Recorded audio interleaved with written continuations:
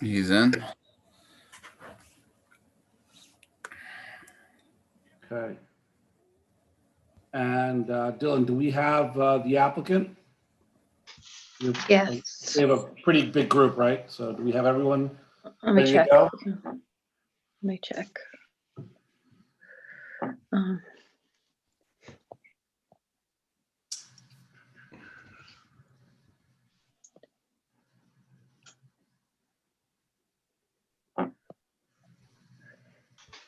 Yeah, I would say so. Yeah, looks like it. Might as well just get started then. Okay. All right. Good evening, everyone. For the duration of the coronavirus health emergency, Village Hall is closed to the public. Meetings are held with participants at remote locations, connecting to conferencing software provided by Zoom.us. Members of the public are invited to view meetings live using the Zoom client, which also allows them to raise a hand and contribute with voice and video when they're invited to do so during public portions of the meeting. Please note that in order for you to testify this evening, whether you are the applicant and their experts or a member of the public, you have to be able to be seen on video. So if you are listening in and you want to make any comments or any testimony, please make sure that by the time we call you, that you are available to be seen by video. If not, we cannot take that testimony. All right, let's call the meeting to order. So we'll do the Pledge of Allegiance. Pledge allegiance, flag of the United States of America, and to the republic, for which stands one nation, under God, indivisible, with liberty and and justice for all. Okay, adequate notice of this meeting has been provided by a posting on the bulletin board in Village Hall, by mail to the Ridgewood News, the Record, and by submission to all persons entitled to same as provided by law of a schedule, including the date and time of this meeting. Please note that a curfew of 11 p.m. is strictly adhered to by the zoning board. No new matter involving an applicant will be started after 10:30 p.m. In this case, we only have one application, so let's just say no new witnesses will be started at 10:30 p.m. At 10 p.m., we will make a determination and advise applicants as to whether or not they will be heard, or in this case, the meeting will continue with new witnesses. If an applicant cannot be heard due to the lateness of the hour, the matter will be carried over to a future meeting to be determined at 10 p.m. Roll call, please. Sergio Allegra, Here. Greg Brown, Here. Gary Negritz, Here. Diana Rule, Here. John Pepetro, Here. Isaac Lebo, Here. Matthew Bandel, Here. Daniel Perlman. Is he muted? Daniel? Here. Okay. Michael Pickles? Here. Okay. We need to now approve the minutes of December 8, 2020. Someone make a motion, please. I'll make a motion to approve the minutes. Matt, and I'll second. Okay. All right. Chairman Allegra, Yes. Greg Brown, Yes. Gary Negritz, Yes. Diana Rule, Yes. John Pepetro, Yes. Isaac Lebo, Yes. Matthew Bandel. Yes. Okay. Okay, now we move on to non-agenda items. Are there any board members who would like to make comments on matters not on the agenda this evening? Being none. If you are a member of the public and you would like to make a comment on a matter not on the agenda this evening, please raise your hand and Dylan will invite you into the meeting.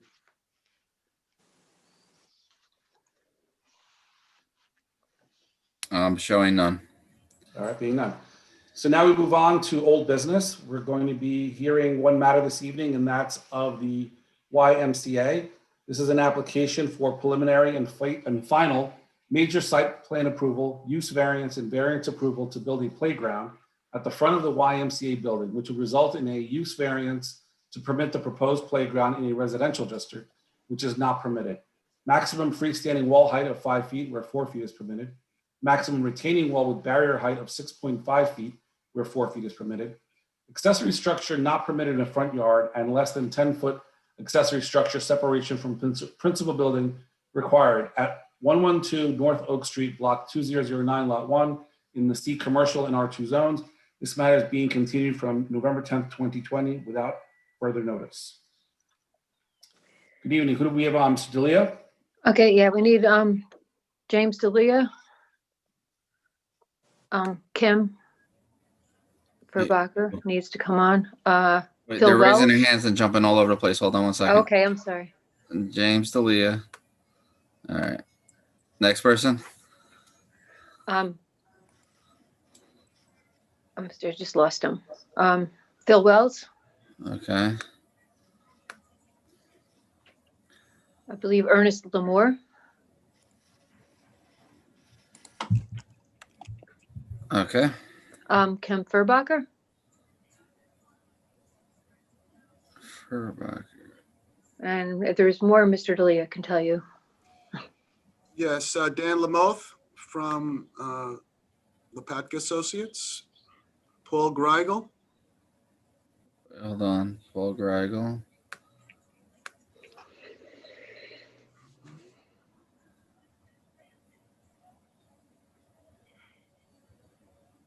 I have a Meyer. Is that one of them? Nope. All right. And a Ralph is raising her hand. Oh, Lamoth. There's Lamoth.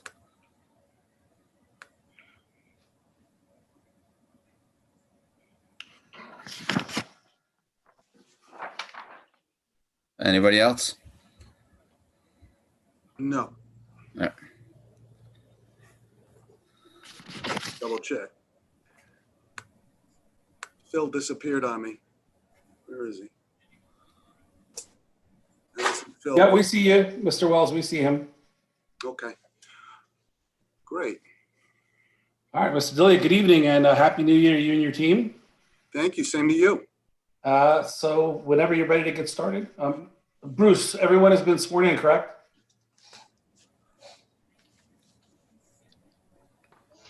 Oh, you're on mute. Bruce, your speaker.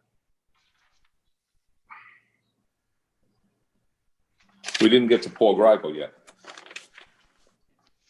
No, Correct. we've not gotten him yet.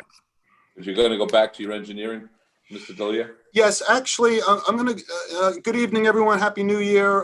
Thank you. Boy, a lot seems like it's happened since last time we were here.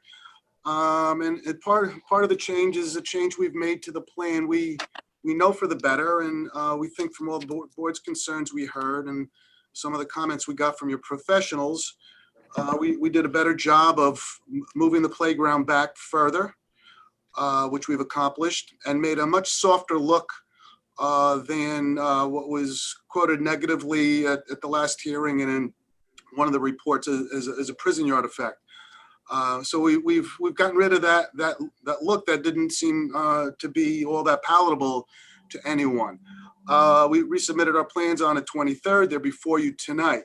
When we were here last time, our order was Ernest Lamore, followed by Dan Lamoth, our engineer, and then we had Phil Wells. I'm going to go in reverse order. I'm going to call Phil first, then Dan, and then Ernie, and then we'll put on Paul Greigel as our planner, and he'll be able to sum everything up based on all the presentations that are given both last time and tonight.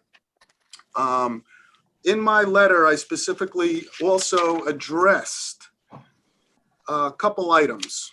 Number one, all landscaping that is proposed in this new proposal adjacent to the playground would be irrigated.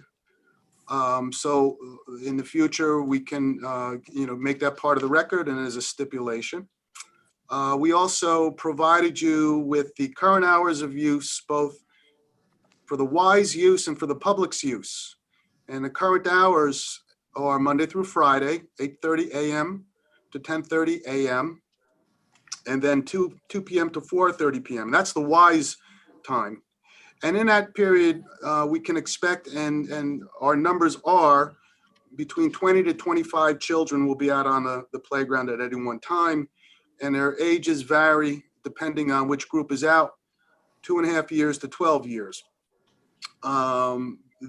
We'll get into the square footage with our engineer, but this is what I really want to underscore as well, is that the availability of the playground to the community is going to be there, Monday through Friday, 10:45 a.m. to 1:45 p.m. And summertime, it would be till dusk. I mistakenly wrote dawn, and so it is dusk. And the same thing with Saturday and Sunday. I have it backwards. It should be dawn to dusk. So during light time hours in the summer, the playground will be used on the weekends by the public. At this point, I would like to call Phil Wells back to the stand to discuss the changes that have been made to the plan, and more so to describe how we think these are significant changes as well. Mr. Wells has been previously sworn, so he can proceed. Still under oath, Mr. Wells. Thank you very much. So I will share my screen in 1 second. I just want to start off by thanking the board and the professionals for their input and feedback from the previous hearing. I believe it led to a more functional and aesthetic pleasing design for the YMCA and the community. In addition to the revised layout that you're going to see, we created more renderings and also a video as well to help out better illustrate the layout and the space that's being proposed. So at this time, I will share my screen.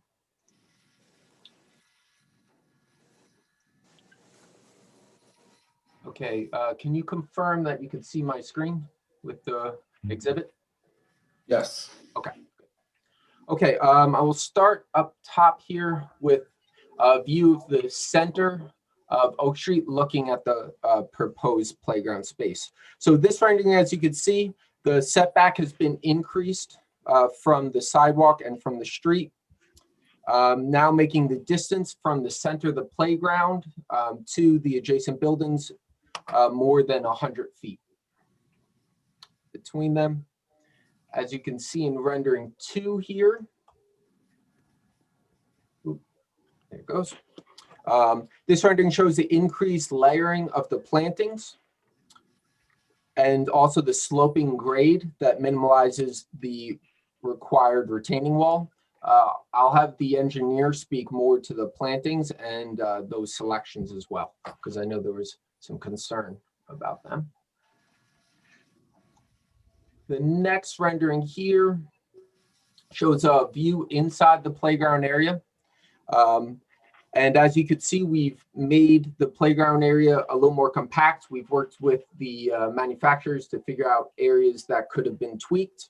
And it's more compact, but yet it's still functional as a space. And there was a question about this. Yes, there are ADA accessible options for the playground equipment. Next rendering I want to bring to your attention. Bill, if you could just go back to that rendering for a moment, because it also illustrates the proximity now to the front steps. Now, those front steps are currently buried, correct? Yeah, I'm gonna actually touch on that one. Yes, I can touch on that right now. So this actually brings up one of my points, which I believe is actually the best improvement that was made that we've done.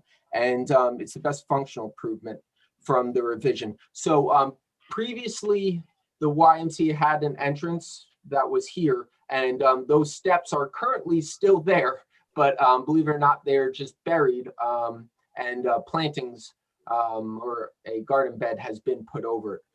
In this revised layout, what we are proposing to do is to reopen the previous entryway to allow for direct access and secure access from and to the playground area.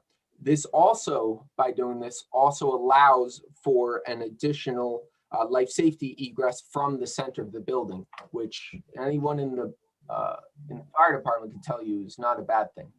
I will also go over to the interior rendering that we're talking about.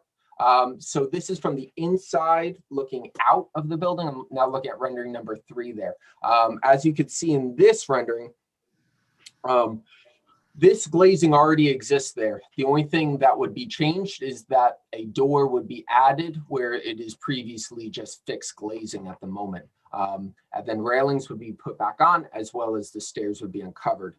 One thing I did want to point out, as you can see from the view from here, is that because of the existing location and the glazing that does exist there, the fence actually adds a line of sight privacy to the neighbors across the street that has not previously been there, and allows them more privacy than currently exists with how the front yard is laid out at the moment, with nothing being in between this glazing and then the neighbors across the street. So if I could just double back to rendering number 6 here. Okay, so rendering number 6, you can see that what we've replaced the brick with is a vinyl fence here that we believed is something that was softer and more, more of a residential aesthetic. Now, we've since received the planner's comment, and if the board wishes for something closer to what was described as a brick base and piers with black decorative metal fencing matching some of the others that occur in the town, we'd be willing to work and can work with the planner directly to find a solution for this separation that meets those requirements and is satisfying the planner's request there. So at this point, I would like to share the video that was created. Okay. Can you see the YMCA logo? Yes. Yes, thank you. So as you can see here, the video actually starts with walking across from the sidewalk view. So this is actually what you would see if you're walking along the sidewalk there at the proposed height of the fence. And then as you can see here, this is the parking lot side, which has the ADA ramp, as well as the entrance there. This is one of the 2 entrances on either side, which will have posted signage about public hours. From here, you can see the doorway that's there and the direct access that is allowed from the existing building, as well as views that can occur from all the windows within the building to help with visual security. Now, special care, if you've noticed in the corners here, special cares has been given to actually route the fence around some existing plantings, a Japanese maple, and then there's a pine tree in the corner there. And those have been done in order to keep those mature trees that have that have been there for, I don't know, 7,500 years. So in conclusion, I believe that this revised proposed plan allows for a safer, functional, attractive program space for the YMCA and the community at large. So, Phil, for posterity's sake and for the record, you were referring to your plan, which has a last revision date. Bear with me. I lost my revision date of December 9th, 2020. Is that correct? That's correct. And the moving rendering, is that a composite of this plan, or is it something else from which it's derived? No, that's a composite of the still renderings that are there. All we did was we were able to take the model, and then just put in some people who move, as well as a pathway. So you could kind of get that feel as if you were walking down the sidewalk for the first part. And then the other parts that were kind of the overviews was just to give more views of the equipment, and then how it functions and how people interact with it. Mr. Whitaker, do we need to mark the submitted plan as an exhibit? Yes, we should mark the revised plan of December 9th as an exhibit. Okay, I lost track of my exhibits. Ms. Furbacker, do you remember where we are on exhibit numbers?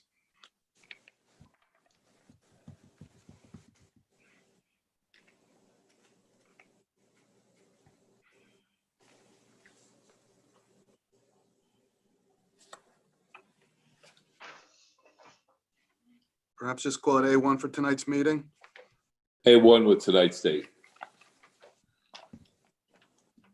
And then we'll call them the moving rendering as exhibit A2 for tonight's meeting.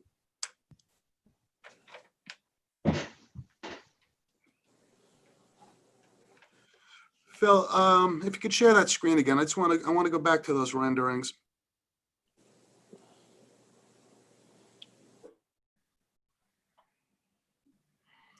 All right, if you could pull up the one that shows the whole front of the building from across the street. Now, where essentially is that perspective coming from? The middle of the street Yes, this is taken from the middle of the street. of Oak Street? Yep. And can you describe to us in more detail what you do see and don't see from this perspective? Yeah, for the most, really what you're just going to see is the top of the equipment. Maybe if someone gets high in one of those swings, you might see some feet. But for the majority, it masks most of the activity. Behind that, the only thing that may be there that would be there is if someone was going down the slide. As they approach the top of the slide, that would be there. But no one's can stay up there for too long, so we don't see that as something that someone's going to really camp out on and be there for a permanent time.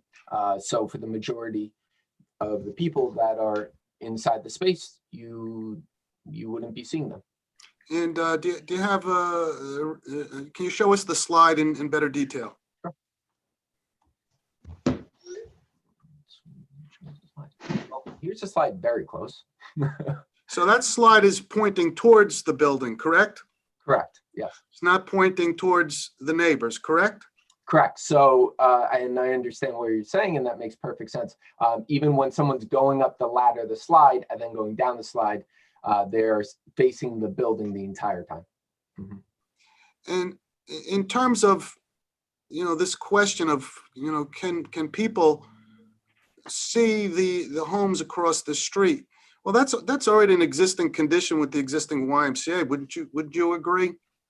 Yes, and I actually would say that what's being proposed here, the sight lines would actually be better than what's existing, because right now from the center of the playground to where the current flagpole is, it's 106 feet to the closest neighbor across the street. Now, as you actually would be standing in this proposed playground, as you approached the fence right now, where that fence is being proposed, as you would approach that, your view would actually get more and more obstructive of the neighbors until you reach the fence, which you wouldn't be able to see any of them. So this would actually improve the current visual privacy that exists there. So yeah.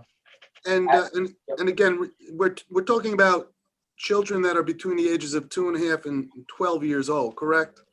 Yes, and there aren't too many 6-footers in that group. Yeah, exactly. And also at 100 feet away, that's well beyond what we would consider invasive in terms of distancing and views. Thank you, Phil. I have no further questions. Okay, thank you. Now's the time for board members. Any questions of Mr. Wells? Yes, Mr. Chairman, I do have, if I may, unless you're going in some kind of sequence. Let's try it this way, and then if it gets a little out of control, we'll go in and I'll call the order. Mr. Wells, can you hear me and see me well? I can. Good, likewise. I want to recognize what you've done. It's an awful lot of time and effort and work. And I do see some items changed that recognize what we recommended. But apart from two things, I think you've gone in the wrong direction. The access through the front door, that was a front door now, access in and out to the playground, that really is a very good change, and I would have expected it in the first plans. And moving the whole field closer to the building was also a very good move.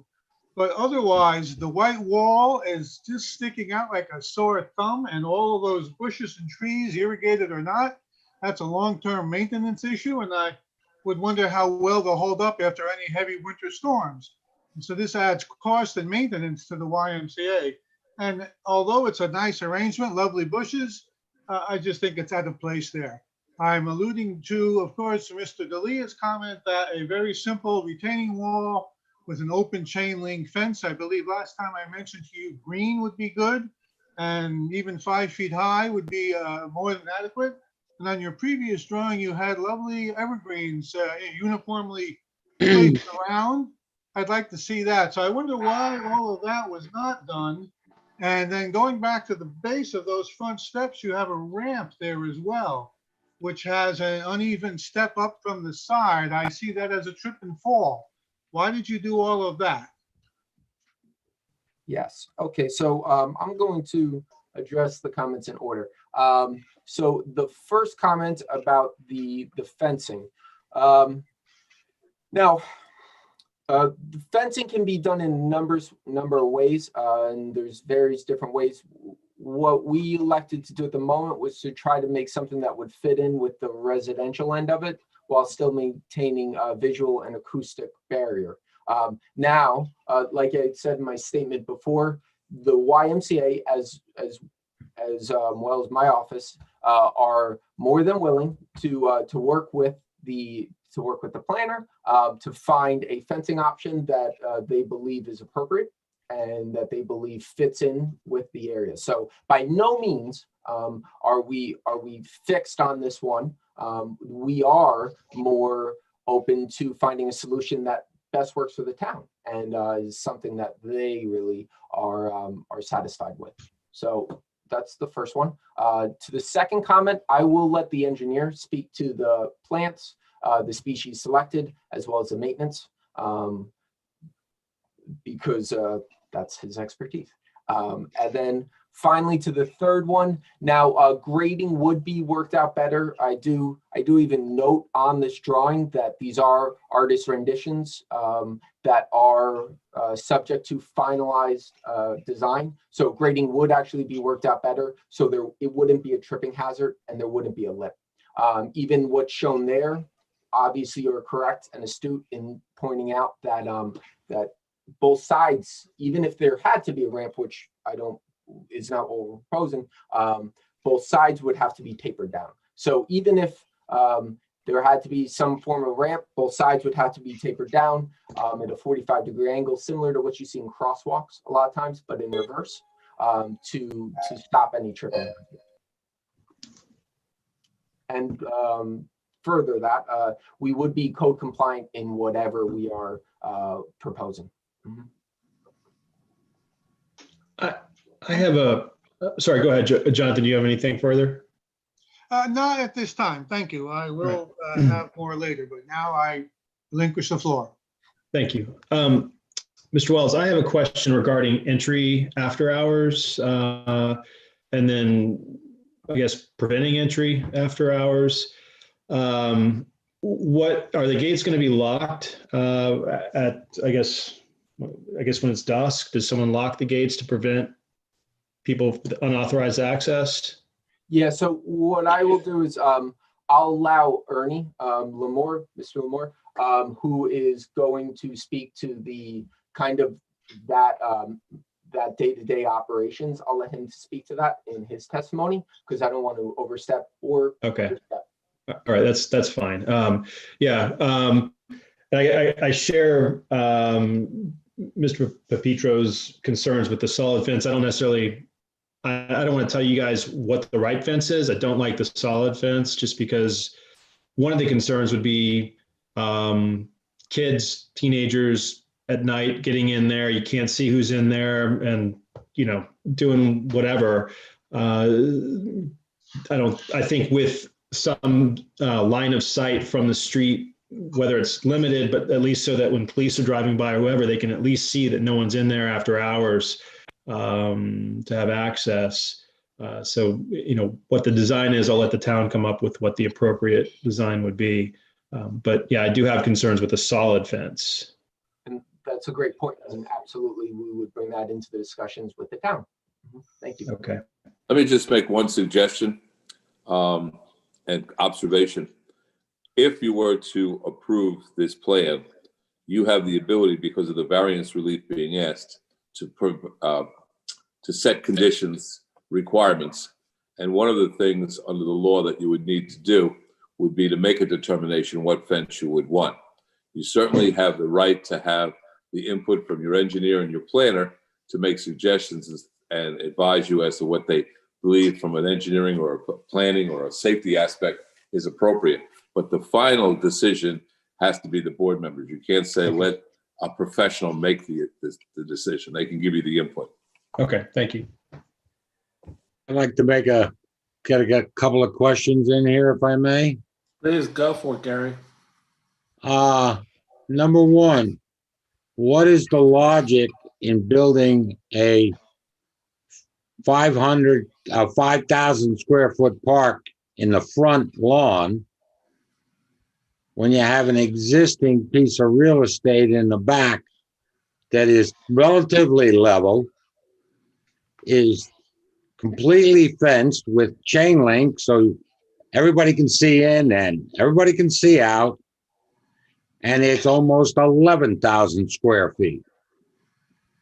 Gary, that's a question that would not be answered by Mr. Wells because it has nothing to do with his direct testimony. That would be a question of perhaps the planner or perhaps one of the representatives of the applicant. I guess the other part of the question is, though, that the playground in the back, according to the information you provided us with, has worked for 20 years. And in that 20 years, it has been safe. There are no reported incidents of child molestation, kidnapping, or any other foul deeds. So one of your points is this has to be safe. It has to be screened. It has to be this. It has to be that. But for 20 years, we had one in the back and we didn't have any safety issues. So why? Again, Gary, that's a question that's not within the parameters of what Mr. Wells But he testified can't to. tell me why this is safer than the one in the back that has a 20-year track record. He's Gary, going to raise safety. I didn't. Gary, it's the wrong witness. Mr. Wells testified as to architectural aspects, and if it were to be in the front, what the safety aspects are. He didn't give testimony comparing the front to the one that exists there now. That either comes from the applicant's witnesses, and they did some of that testimony the last time, but not completely and not sufficiently, I don't believe, because that was already pointed out. And it may be by the engineer, but it's not Mr. Wells' testimony. And he shouldn't be able to use safety as an excuse for his architecture if he doesn't understand. Gary, what he's stating is what he is saying is safe if it is in this location. He, again, did not offer testimony. He did not proffer testimony about the safety aspect of the front versus the current location.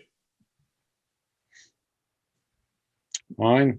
Okay, I want to keep the record very clear and very appropriate as to the questions being directed by board members or members of the public has to be on the basis of the substance of the testimony provided by that particular witness. I'm not saying, Gary, that your observation cannot be asked or presented later, but it's just the wrong witness. That's all I'm saying. All right, I have an architectural question for him.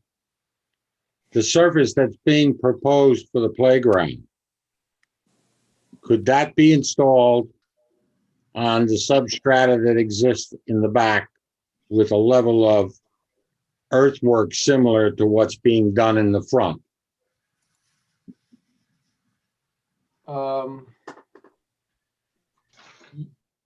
Yes, but what would also have to occur is, because of the height of the structures being proposed, it would also require a surface change in the back, most likely.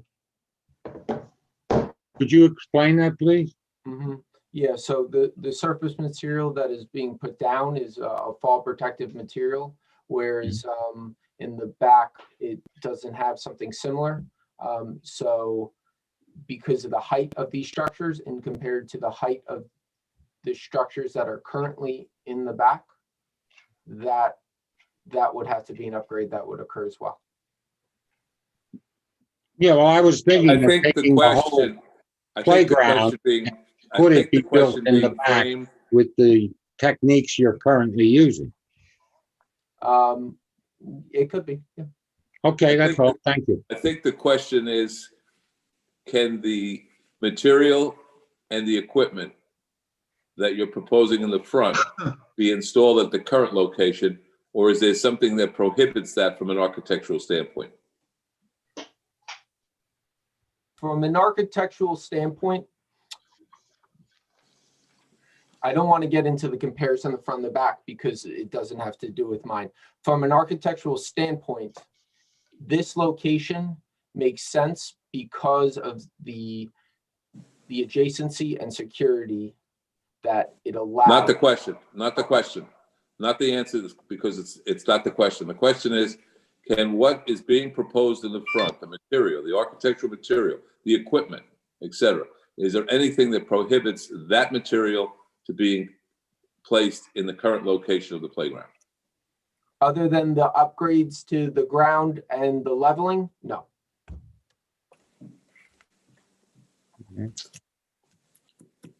So Thanks, Gary. Anyone else? Bruce, Sergio, I have a quick question. Yep. You mentioned security. What kind of security is there from when it is being used by the public to get into that door that is easily accessible in and out of the Y? The door in and out of the Y would be a key card.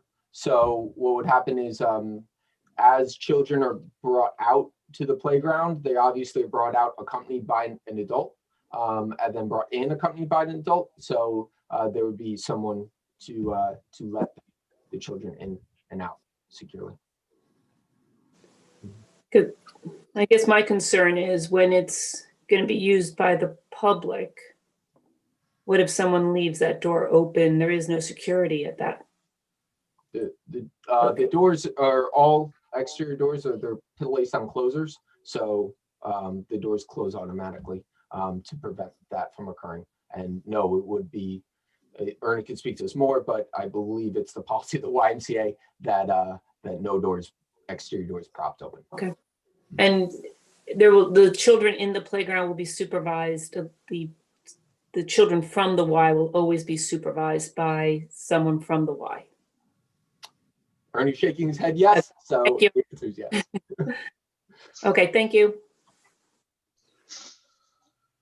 if I may, just on Diane's question, if the access from the Y is via key card, which I understand, and then you have handicapped access from the street on the north side of the playground, and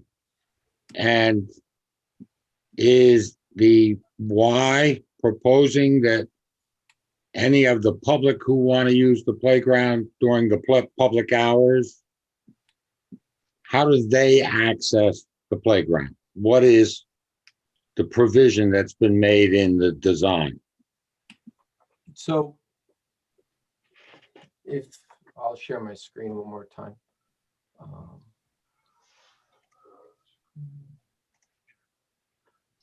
Okay, Gary, are you able to see my screen there? Yes. Okay. If you see here, there are two entrances on either side. Those are the entrances that are the public entrance, and the entrance to the playground that we were discussing that was a key card was this entrance right here. from the building. So that means that those entrances for the public would be open. Yes, They that's would correct. not be locked. That's correct. So how do you guarantee that kids and people leave there in the evening? Who's policing if the doors are always open? Or locked. Once again, this is an operational question, and Mr. Lamore would. Yeah, sorry, we're just talking about safety. Yep. I will, again, thank you.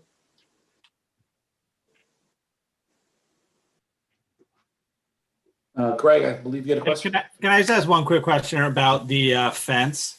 So if I'm looking at your drawing, so under 5A1, you've got a detail. Sorry, so 8A1, you got a detail of the retaining wall section with the fence on top of it. Mhm. So the majority of that retaining wall is going to be under grade as the landscape slopes up to it. Yes, correct? that's what's being proposed now in order to soften, so it wasn't deemed as large a retaining wall anymore. So with when the landscape was pushed back, we were able to actually achieve that grade. Whereas previously, when the layout was closer, we weren't able to achieve, the grade was too steep for plantings. So that's why more of the retaining wall was shown. Whereas, So from when you're standing on the sidewalk to the top of the fence, what's that height? Taking into account there's grade there, but if you were just, on the sidewalk looking at the fence, how high is that fence?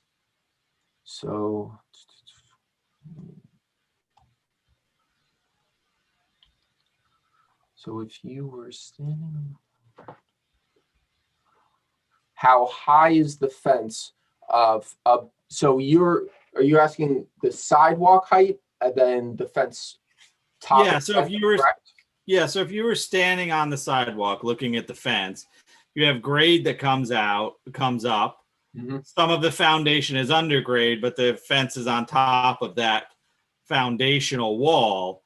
So if you were just to, go straight up and draw a line directly to the top of the fence, how high is Yeah. that? Is it about like 6 Yep. feet, something like that? Approximately 7 feet. 7 feet. Yeah, so the distance between the two elevations is 2 feet, approximately 2 Yep. feet, and then the fence is 5'3" above that, so approximately 7 feet. So a little over 7 feet. Yeah. And then just for scale, and I know it's, maybe this isn't your question to answer, but when you're showing those arborvitaes, those plants in there, to scale then, those are, to your render, those are 3 to 4 feet higher than that? Let's- I was trying to get a sense of. Yeah, so those would be at the top of that hill. So those are probably about shown at about 7 feet. Typically, what we try to do, once again, artist renditions. Yeah, sure. They come in smaller, but we try to show them with maturity of about like 3 to 5 years. Mhm. Right. And then it is your intention to basically use the ground coverage of the vegetation to hide all of the foundational fence. So you will technically not see the foundation at all from the way you've kind of got the plantings in there. Yes, that's correct. Okay, great. Thank you. Any other board members with questions? Yes, Mr. Chairman, I have a couple of more for the architect, if I may. Please do. Mr. Wells, how thick is that soft material that's being used? What's the thickness, and does it come in varying thicknesses or only one size? The thickness of the material is Approximately, not. yeah, approximately.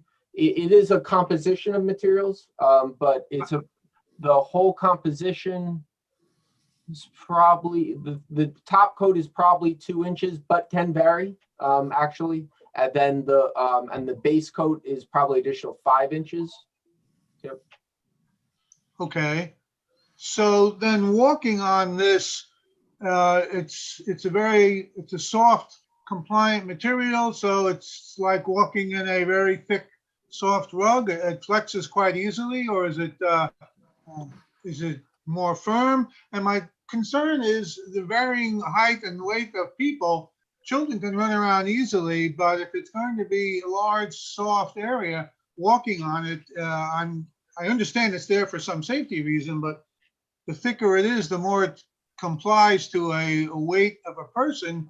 And then we get into something like imbalance and walking across it, it's like walking on a trampoline.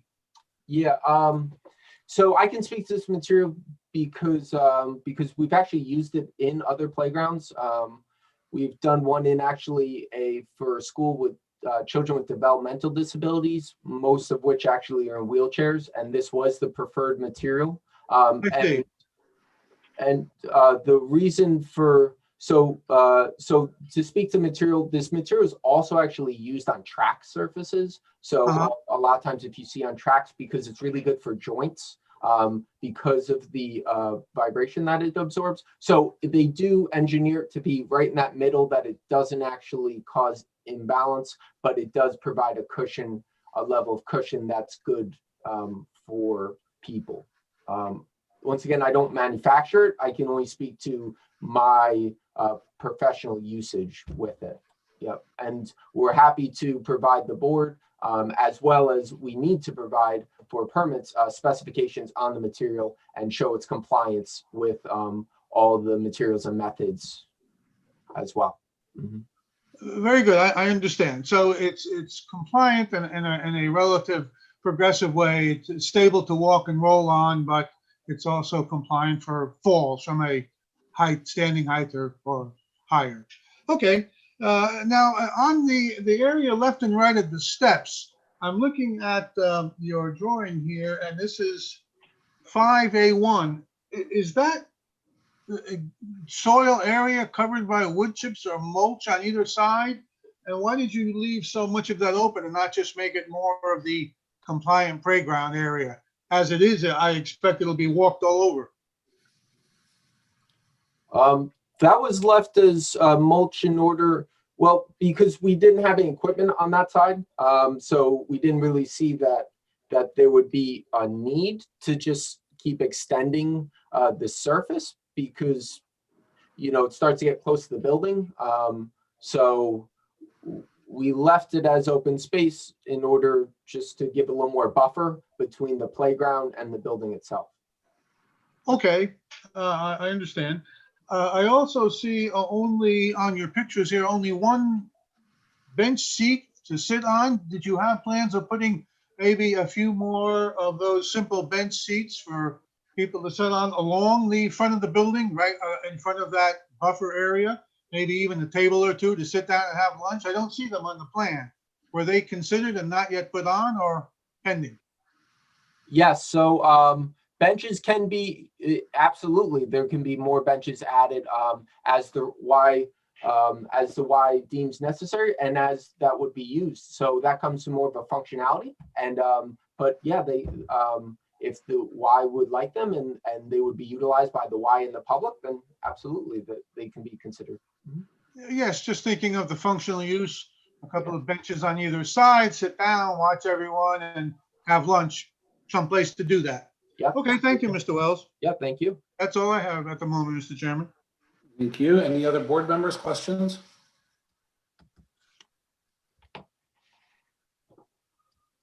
I just have one. Mr. Wells, are you involved in the selection and placement of the equipment? I am involved in the, did work with the placement of the equipment, but not necessarily the selection. No. That was a recommendation by the manufacturer based on the needs of the YMCA and their population as, yeah. Yeah, I don't know, and maybe you're not the right witness, but can you talk a little bit about where and maybe it is just manufacturer recommendations, but I see like some of this equipment is very close to a fence where it could be used perhaps to climb up the equipment and get out of the enclosure. Also, the concern I have is the number of pieces in this rectangle, if you will. Even though there's a fence, you see the tops of the equipment, and if we have too many in there, it's going to be an eyesore. So how do we prevent both the Y and us as a community, the placement of either too many pieces of equipment or pieces are really in the wrong spot? So the placement of the equipment, as I stated before, is done with the company that manufactures it, who also is actually liable for that because they manufacture the equipment and they help with the layout. So the equipment that was laid out in this way was done with professionals from their company who have done, it's a well-known company, so have done hundreds of them. And we follow their direction. If there's a concern about a specific piece of equipment, I can go back and review it and then tweak it, because there is, as you can see in the plan, there is a little bit of room to tweak. I think I see the piece that you're talking about, which I will definitely go back to manufacturer and make sure that that one is in compliance and that one is meeting all safety regulations, because the last thing we want to do is have anything that could possibly cause injury or be a hindrance to anyone. Thank you. This question for our counsel, Bruce. So you earlier mentioned that the zoning board would have the final say on the site plan, right? The type of fencing and the plants. Do we also have that with respect to the type of equipment that is being placed in here and the location of such equipment? It would be up to the applicant to propose the equipment. You can certainly reject what's being proposed. You have the right to that, and you also have the right, absolute right, as it pertains to placement. Okay, good. So that's, I guess, a little bit further down the road. If the applicant says this is where I want it, and you do not like it at that location, you have the right to deny the application if the applicant doesn't modify the plan, like any other plan. All right, thank you. Sergio, just to add to that, as far as fence selection, is that something the site plan committee would come up with, or? Absolutely not. It's something the board members have to make a determination of. Well, it's the second stage in your determination. Your first determination is whether the D1 variance is appropriate. The D variance, the expansion of the non-conforming D2. If that variance is being granted, and then if it is, then you can impose conditions on it as to what it is that you want to see. Okay. But that's the primary question that first has to be addressed. All right. I have one follow-up question on the equipment. If we look at Exhibit A1, the view of the playground, and I noticed in the walkthrough video, I can't. If we're trying to be precise, and we should be, does the site plan, what controls? It seems to me that the site plan might have additional equipment than the view of the playground. And I think the view of the playground matched the walkthrough. So Mr. Wells, can you confirm that all of the pieces of equipment in the site plan are in the view of playground? I guess to simplify my question. Yes. Yes, I can confirm that. Mm-hmm. Because there seems to be something between the swing and the larger structure in the opposite corner, and I don't see that in the view of playground, and I didn't see it in the walkthrough. Which rendering are you referring to? Your plan A1. Yes. Which one on that? There is a view of playground. Number 6. I think it's number 6. Yes. So. And I don't see any equipment between. I see some stippling where maybe there was some equipment. there seems to be a swing, some stippling that you can see on the ground there, and then some equipment in the far corner.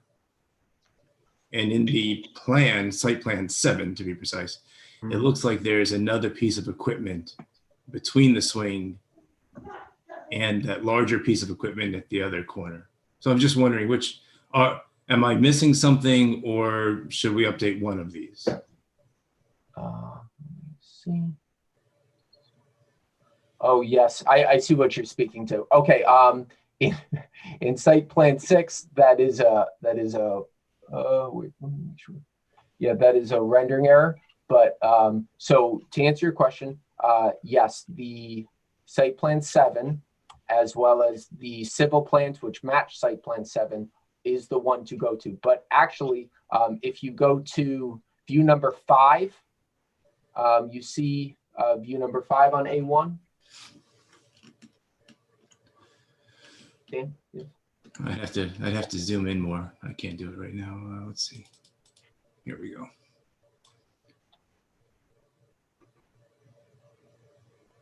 Mr. Wells? Right. No, I see what you're saying, and I saw that there seems to be a couple of additional pieces of equipment there. So that's the piece that was missing on 6, which I'm happy to provide the board an updated one that has the piece, but that piece is shown in 5.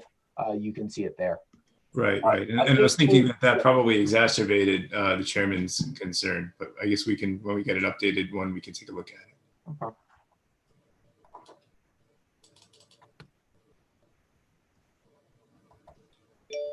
Any other questions? Chris, Marianne, do you have, I don't know, you have questions for the architect, but if so, let us know. I think it's an improvement over the first reiteration of the plan. However, I still have concerns as to the height of the wall and why.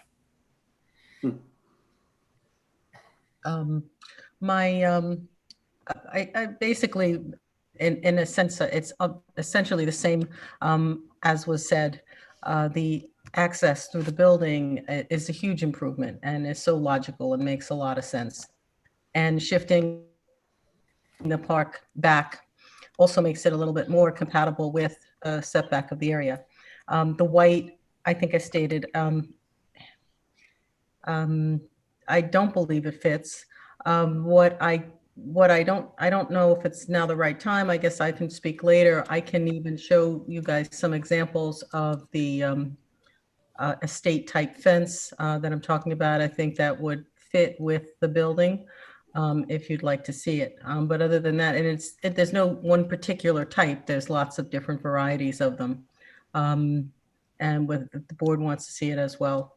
I think the only other question is if you would be okay with, depending on however the board proceeds, you'd be okay with allowing CME's landscape architects to do a final look at your final design, if that's okay, instead of just me. But other than that, I don't have any questions at this time. I think that a lot of them have been answered and gone through a lot of details. One minor one, and this is just for curiosity, what the color is of the surface of the play area? It's being proposed as the green that is shown. It is green. Okay. All right. I just curious. I just wanted to find out so that nobody is surprised if it does go forward, and it turns out to be something different. Yes, Thank and I would definitely like to take you up on that offer for the examples of the estate fencing that you're speaking of. Okay. I actually have it on I could share a screen now if you'd like. Sure. Is that okay? Yeah, Bruce, unless there's any reason why we want to do this at a different time, I'm okay with it. All it is some examples on Google so people can know what we're talking about. Yeah, it could be done now. Okay, let me see if I can, I'll make this bigger. And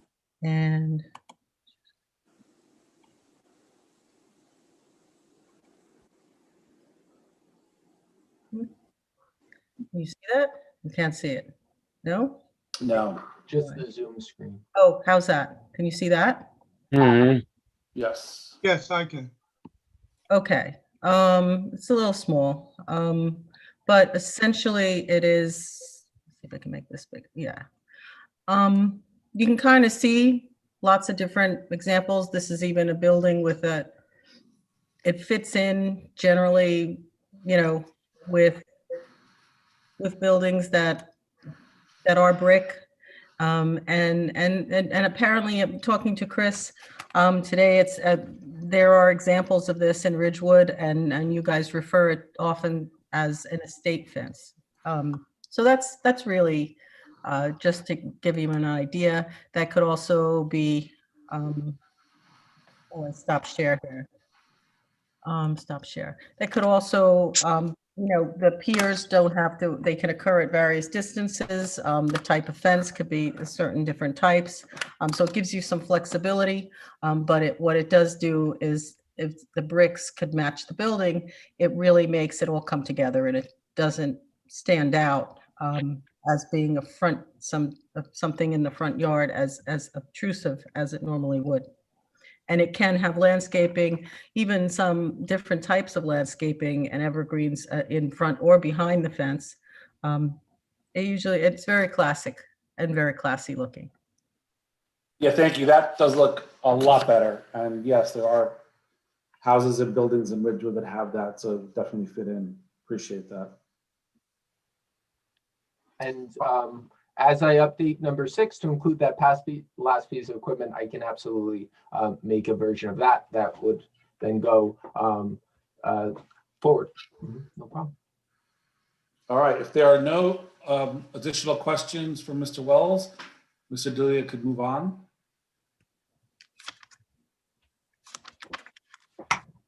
No questions from the public? Yeah, you know, it's a good point. So Chairman, you have to have questions from public next before you go to the next witness. That's right. So are there any members of the public who would like to ask questions of the architect, Mr. Wells? If so, please raise your hand and we will allow you to do so. All right, I'm bringing the first person in.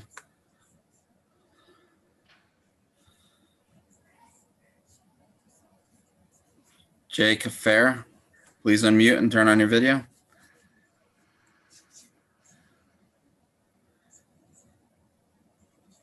Hi, it's Caffarella. Spell your name. Cafarella. It's John.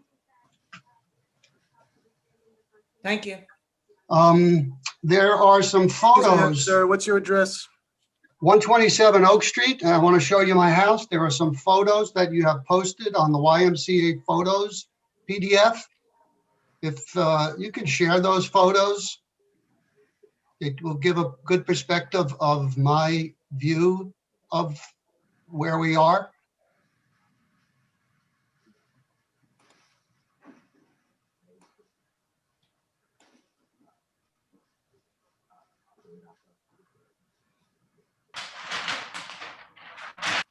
Somebody can share those photos, or Dylan, are you able to do that?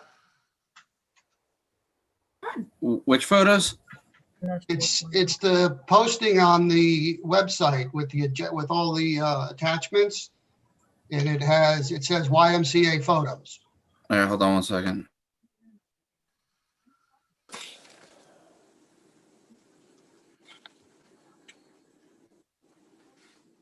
It gives a good perspective of what I'm looking at. I don't know where it here. But I can try to do it if you want. But there.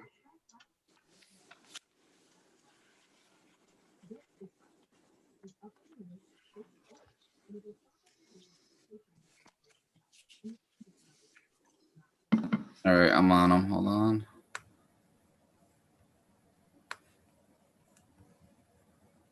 These? Yes, just go to the last photo. Next page, all right, that one there, that's my house. So you can get a perspective of what I am looking at.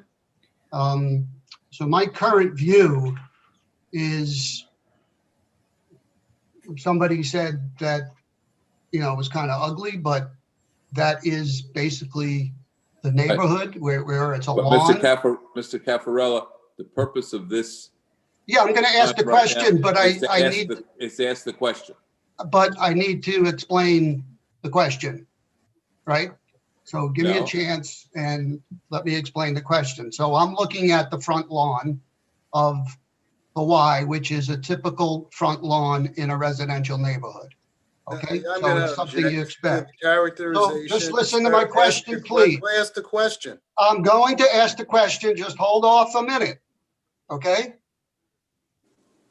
So my question is, the current setback from the Y, the building, to the front of that sidewalk, what is that distance?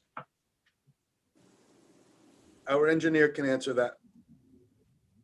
That's not a question for the architect? It's No, better it's asked, it's better answered by the engineer who prepared the site plan and has the survey.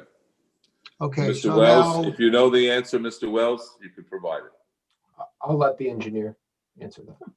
okay, so what's the setback of the fence from the sidewalk?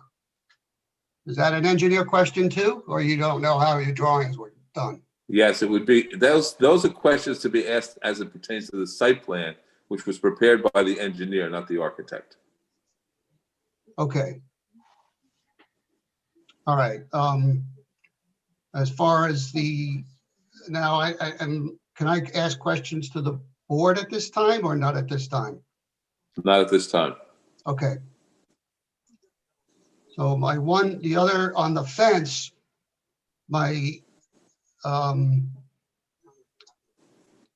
somebody brought up the estate fence.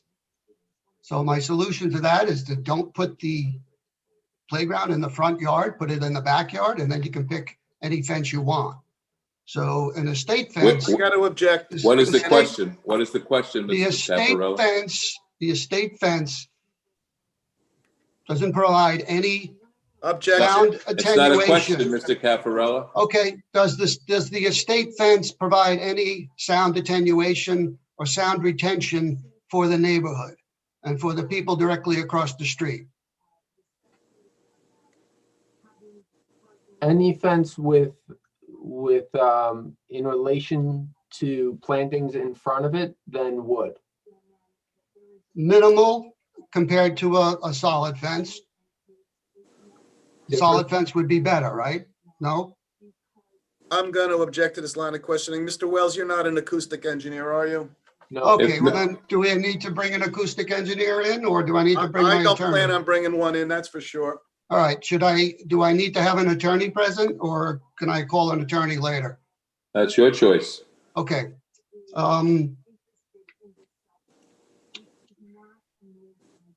I noticed on the drawings, there were no trees in the front. So if you're looking at that photo from my second floor window, I didn't see any trees up above the area to block the view from the second floor. Is there a reason why you wouldn't put some screening trees in the front of that property to block the view from the second floor for the neighbors directly across the street? So we don't look at this playground now that is coming up or being proposed for the front yard of a residential neighborhood? I'm going to I would like to let the civil engineer speak to the planning selections because those were selected by them. Okay. Okay, no questions for the architect because he doesn't seem to have the answers to any of those right now. So we'll wait for others.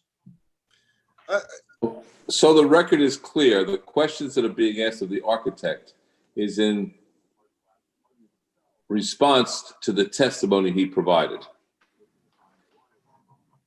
So if he's talking about architectural aspects, you're not asking him engineering questions. Right, but he did provide, his opening comment was providing the setback from the center of the playground to the front of the sidewalk. So my assumption was he knew the setbacks. So I'm sorry if that's not the case. There's nothing to be sorry about. We'll have the engineer testify to all of that. Right. You can That's ask all why- those questions of the engineer. That's why I asked the question, because he gave the setbacks. So I Understood. assumed he knew. Understood. Thank you. All right, thank you. Are there any other members of the public who would like to ask questions of the architect? I have another, hold on.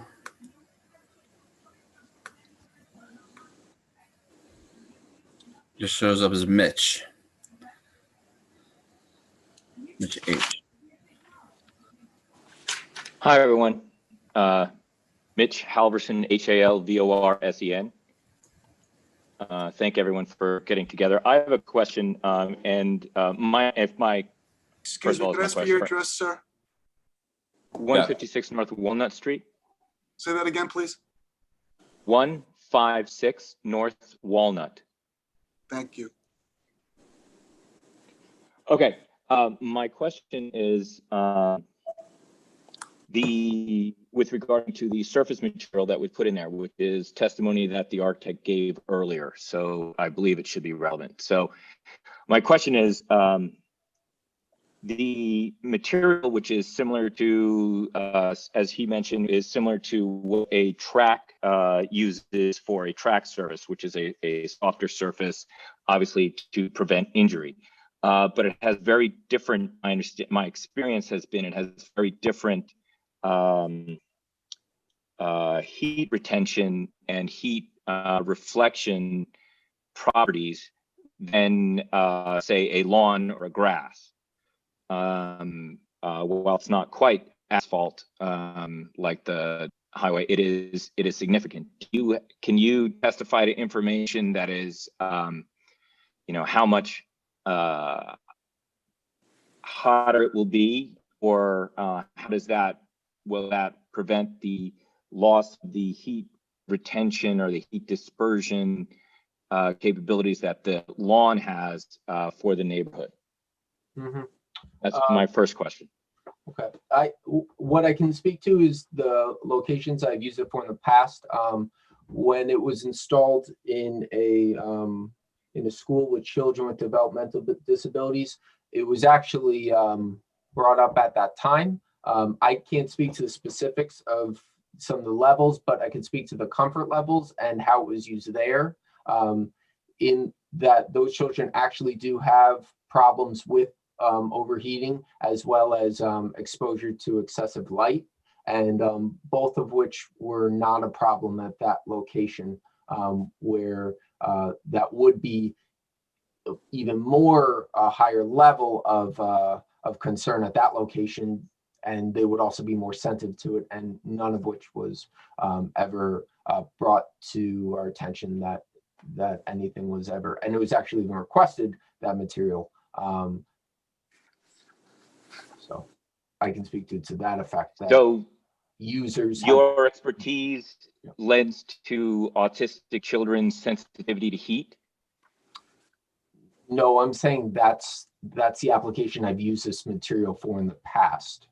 So But you don't have any information about heat retention or dispersion per my question. Heat retention or for right. The heat reflection and heat retention properties of the materials that you selected, rather than grass or dirt. Yes, what I can speak to is that in the applications that I put it in, it has not been a problem and has not been something that has been a concern of any of the end users. Have you, well, my experience is quite different with using similar materials and turf and so on. It's quite a bit hotter. So my other question is, what percentage, this rectangle that is going to be the, what percentage of the property in question is currently, and I don't know if this is an engineer or an architectural question, I believe it would be something that typically when produced something before the board, my architect has to do a percentage that is going to be covered by. There's no question, Mr. Of experience too. Ask questions, please. So my question is, what percentage currently is using has grass on it of the property in question, And what percentage is going to be taken up by this material that you're going to be putting down, and how much is going to be left? And what is the difference between the typical, what is the ratio that is allowable in the current zone versus what is being requested by your site changes? Yes, this is absolutely a civil question, and I'd give that to the engineer, because if you notice in my exhibits, I do not have any charts that refer to that, and his exhibits do have those charts that answer the question you're asking. Okay, that's my questions. Thank you. Any other members of the public with questions?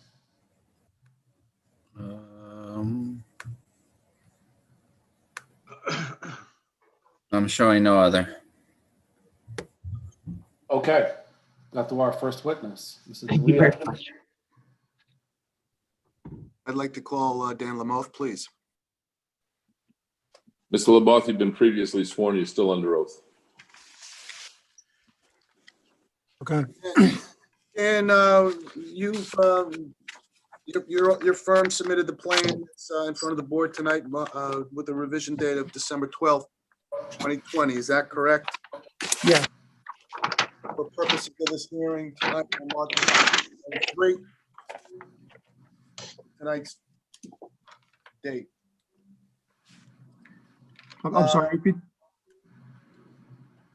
If you could just go through the changes that have been made to the site plan, starting with the site plan page, and then also discussing any other changes, particularly landscaping, and if there's any changes to lighting.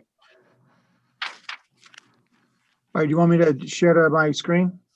Yes, if you could. And while you're at it, just go through the zoning legend again, so we're all clear on the figures in terms of setbacks, in terms of coverage, and all the other questions that some of the members have asked and some of the members of the public have asked.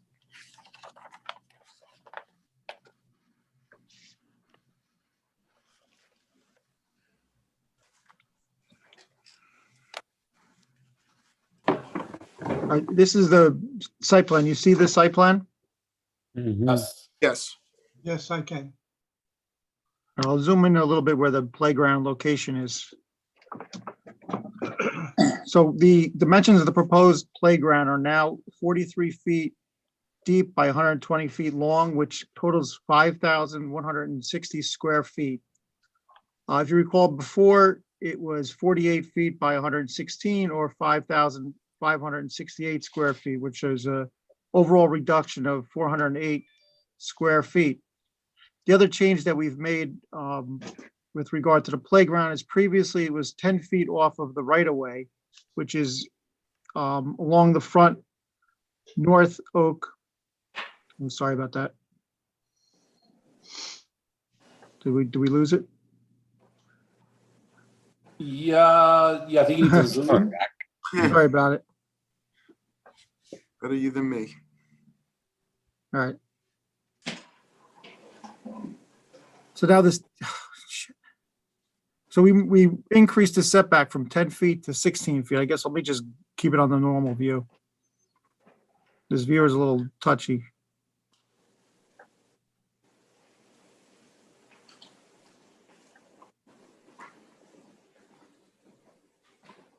So the setback to North Oak is now 16 feet when before it was 10.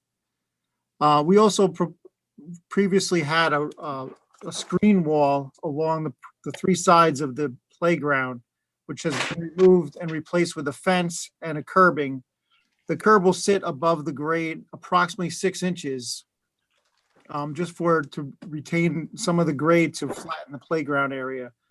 And then there'll be a slight slope up from the sidewalk to where the fence and curb is located. The fence, as discussed, is currently a solid vinyl fence that's 5 foot high and has posts of 5.3 feet high, which are variances, as we discussed.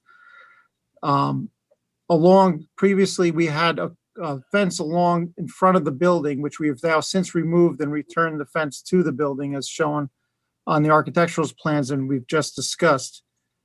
And then also the entrance and stoop are now going to be reutilized in this Oh, God. access to the playground. If you want, I'll pull up the landscaping plan.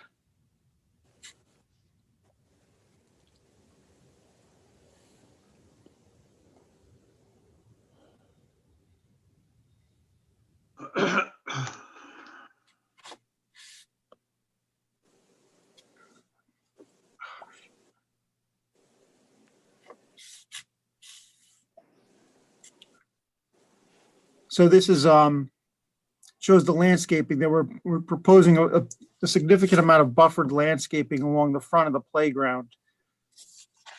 The landscaping will consist of arborvitae, viburnum, and hydrangea, a mix of plantings. They'll range from 3.5 to 4 feet high, and the arborvitaes are about 7 to 8 feet high to provide more screening from people walking along the street and on the sidewalk and the neighbors. There's been discussion about maybe reducing some of the landscaping, which we would have no problem doing, and working out with the planner to come up with the most appropriate landscaping design, as well as the fencing as discussed along the perimeter of the playground. With regard to the play surfaces, as Phil discussed, it's a cushioned surface that's very quiet and provides the fall protection for the equipment. It's about a 2-inch thick recycled rubber, which provides the cushioning, and underneath there's a 4 to 5 inch stone base to it that allows for water to drain through the surface. So it's actually a porous surface and won't have any negative impacts from drainage standpoint. The area is just contained to that 43 by 120 foot dimension of the playground, and will have very minimal impact on the lot coverage because it's really not impacting any of the impervious coverage of the site. It's a pervious surface and will react like a lawn would react as far as drainage or coverage from a zoning standpoint. With regard to the zoning, we are requesting variances with regard to the fencing, which would be the fence height, which is required is 4 feet, and we're proposing 5. The fence post height, which is the max allowed, is 5 foot, and we're proposing 5.25. And then with regard to the solid fence, where you're allowed to have up to 60%, and we're proposing 100% solid face. However, these variances may be changed slightly depending on the final fence selection that we end up having. The other variances that were noted was a variance for having an accessory structure in a front yard, which is just the function of having the playground in the front yard, as well as a variance for the setback to the accessory structure or the setback to the playground.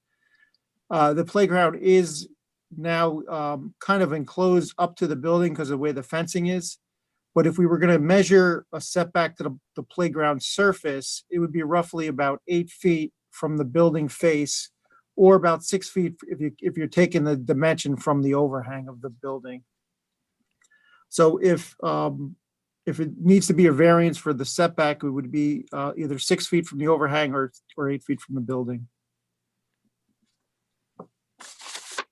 Dan, question came up about the setback of the front face of the building, front of the building, not the steps, and 70.1 feet. Is that correct? Yeah, so the setback from the building to the right-of-way line is 70 feet.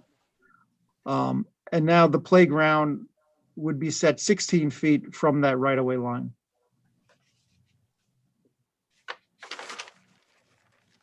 The sidewalk slightly comes in from the right-of-way line a couple feet, so maybe it's 12 or 13 feet to the actual sidewalk because it encroaches into the property slightly.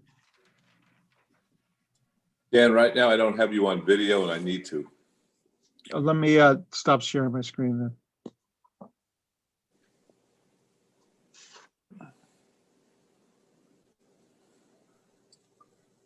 Is that better?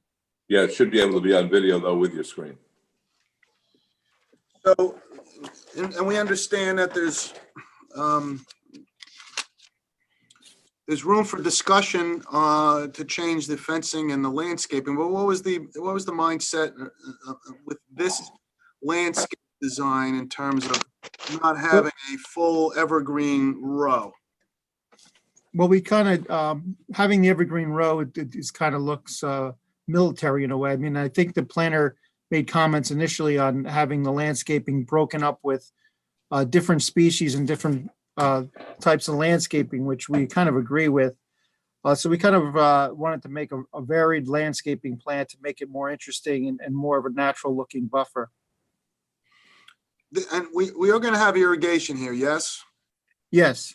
But another concern with the irrigation is finding plants that are less thirsty, that are more sustainable with less water. Is that correct? Yes. That's a concern that's come up recently and we're looking into? Yeah, so we're willing to modify the landscaping plan to provide maybe a more resilient, drought-resistant type of landscaping plan, and maybe we'll have less of it so that there's less of a maintenance concern.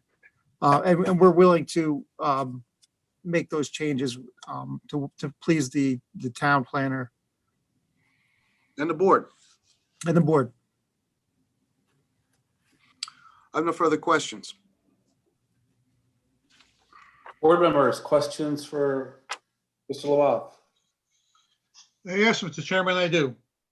Mr. Lamont, going back to that landscaping you have there, I understand your premise to change it from a, as you say, military or very austere to more friendly.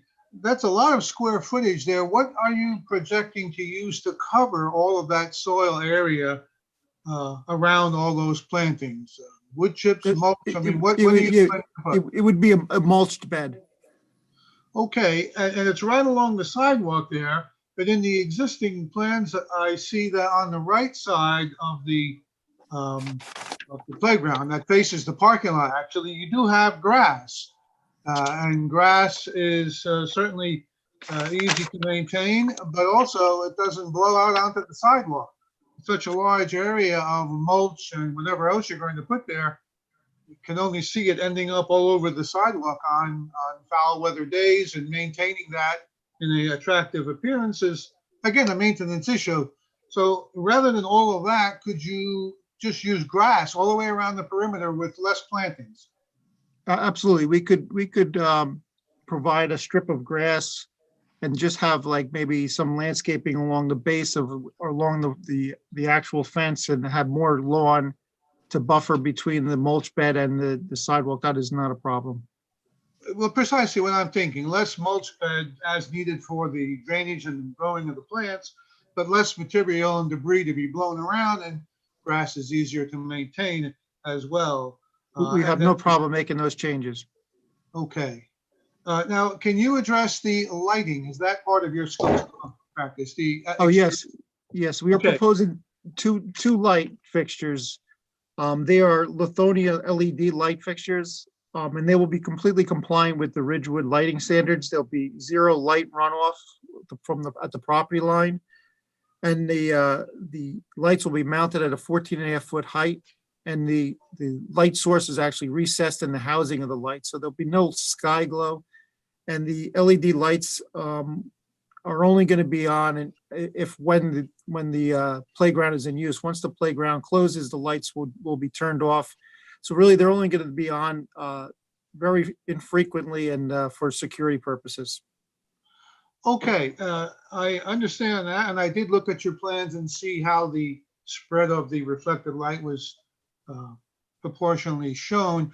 Rather than having the lights on the building facing out to the parking lot and across the street, could you have smaller and maybe more lights along the furthest perimeter of the playground and actually facing toward the building? Could you meet the zoning requirements by having the lighting at the furthest edge facing toward the building and onto the property? Smaller lights, smaller areas for each one, so that there's little or no direct reflection out across the street. Well, possibly. I didn't analyze it, but you have to have black light shields, because the closer you get to the property line, the more chance you have the light to backlight to go over the sidewalk and off the property.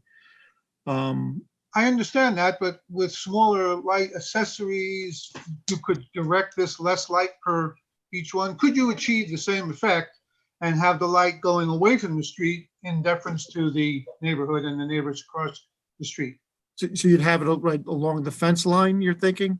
Yes, somewhere along that perimeter fence line, that long perimeter fence line, and just facing into the playground area, and maybe even at a lower height than what's on the building. So you get direct light on the area in question and very little lateral reflection out onto the property and certainly onto the sidewalk and across the street. You probably could put lights around the perimeter. I'm not sure if it's going to be any better than having the lights. The 14.5-foot height is not very high. If you have it on the perimeter, you may have trouble getting it to the middle of the playground. Well, that was my suggestion for having more than just two. Yeah, so you may have to, I was going to say, you might need more than the two. You might need like 4, but then you start creating more light and getting away from your ultimate goal of having less intrusive light. I understand. I would just like to see a design example, feasibility. Could it be done, or does it become too complicated? It could probably be done. I just don't know if it would be a better solution. Okay, thank you. I'm glad that you would consider it. What are the? Let me just follow up on that light question. Are lights required? That was gonna be my question. Isn't the playground closed? We really have it for the security purposes only. So can you just maybe walk me through that? If the lights are only going to be on when the playground is in use, and the playground is in use purpose of Delia's letter, now I'm assuming the hours will be the same, to dusk, then A, when are the lights ever going to be on? And B, what's the security issue that the lights are addressing? Well, just for the small amount of time, if the playground's not cleared in time, that's the only reason. I believe lighting was requested. Was one of the reasons we provided it. I mean, we're happy to take it away if that's the board's desire. Well, actually, to try and address both sides, one, I think board would like not to see the light because it's a residential neighborhood. On the other hand, I understand you might need it for some sort of an emergency, but that would be exit level lighting, maybe on motion sensors. If there's somebody there, the exit lighting or the safety level for exiting is lit. And you could address both sides of the fence. Could that be done, Dan? Dan? Yeah, it could be put on a switch. They could be put on timers, switch that they can even be dimmed. With the LEDs, they have a lot of flexibility on the controls of them. I was just thinking of just a straight motion activator, because if they don't have to be on, why not? Why waste electricity or anything else? But if somebody's out there, they're going to kick on. That would also maybe address the issue of, gee, some rambunctious teenagers climbed the fence to party behind it. The answer is yes, they could be put on motion sensors. I like that idea. And we're fine with that. I had a quick question, or just more of a, I guess, a comment related to Jonathan's suggestions on landscaping. My personal preference would be if it was approved to have the playground in the front and the fence is something that we all agree on. My preference would be to have more landscaping as opposed to less, to help with noise and buffering the view of the fence and buffering the view of the playground itself. I just think landscaping makes things look nicer, more sylvan setting. And I understand the concern with mulch, but maybe there's some type of barrier that can be put in place between the sidewalk and the bed that prevents the spillover that we see a lot of times, because I think just grass and it would get weeded. It wouldn't look good as opposed to a maintained bed with mulch and nice plantings. That's just my opinion.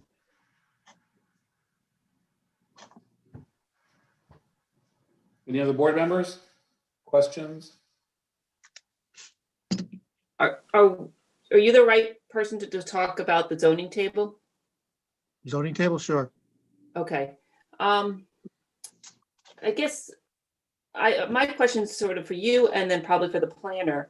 I know we're going for a D2 expansion of a nonconformity, but so isn't there also a requirement for no playground in the front yard or no, shouldn't that be another variance of some sort?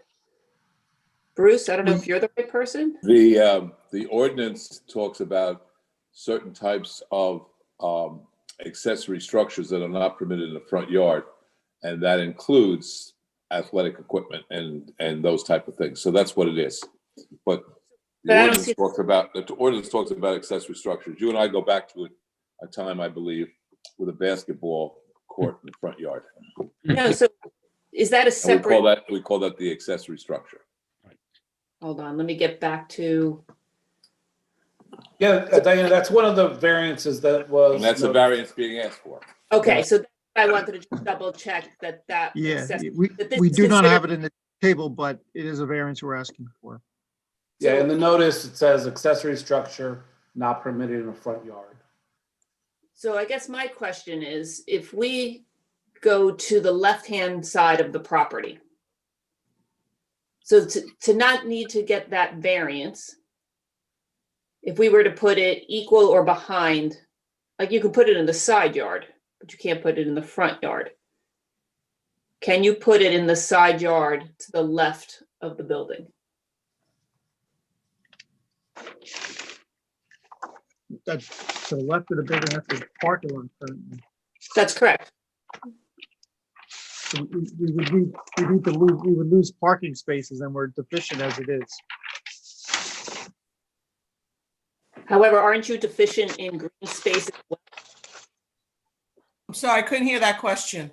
I said, aren't we deficient in green space as well?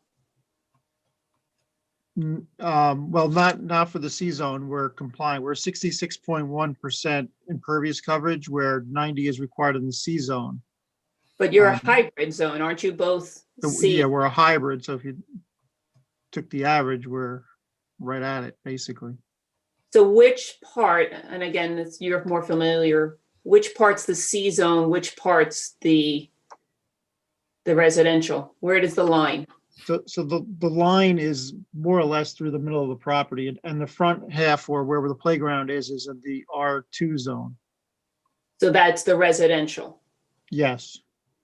So in that zone, you don't comply. If you put the play, or you do comply currently. Well, we probably don't comply. If you drew the line and calculated that half of the site, I would probably say we wouldn't comply. It's probably percentage-wise very similar. Just looking at it globally, but there is more front yard here, so it's hard to say.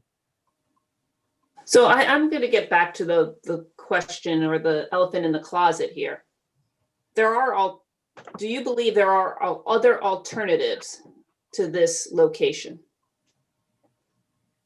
That really the placement of the playground, really, it wasn't my call. I was But that's why to engineer it where it is.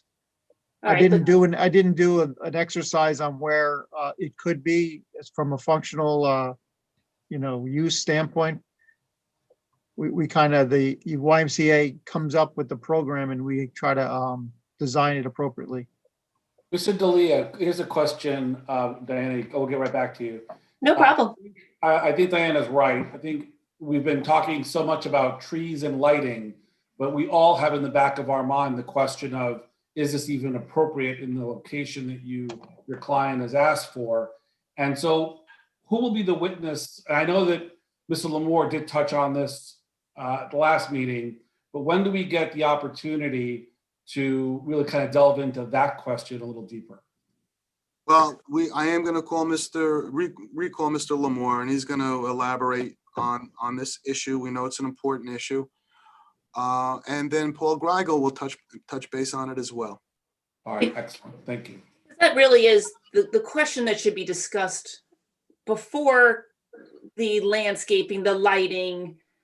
Well, we started our presentation that way, and the board didn't like our answers. We're going to try and supplement those answers tonight. And we still haven't got to our planner, who's going to be able to bring this all together for us. So, all due respect, we are trying to address all matters that are being presented. So I'm just not sure who I'm supposed to ask these questions. This is where I'm just a little confused as to who I'm supposed to ask. Or like, if we were to move the playground where the parking is, could you move the parking spots to the other side? Is that a question for him? Is it a question for the planner?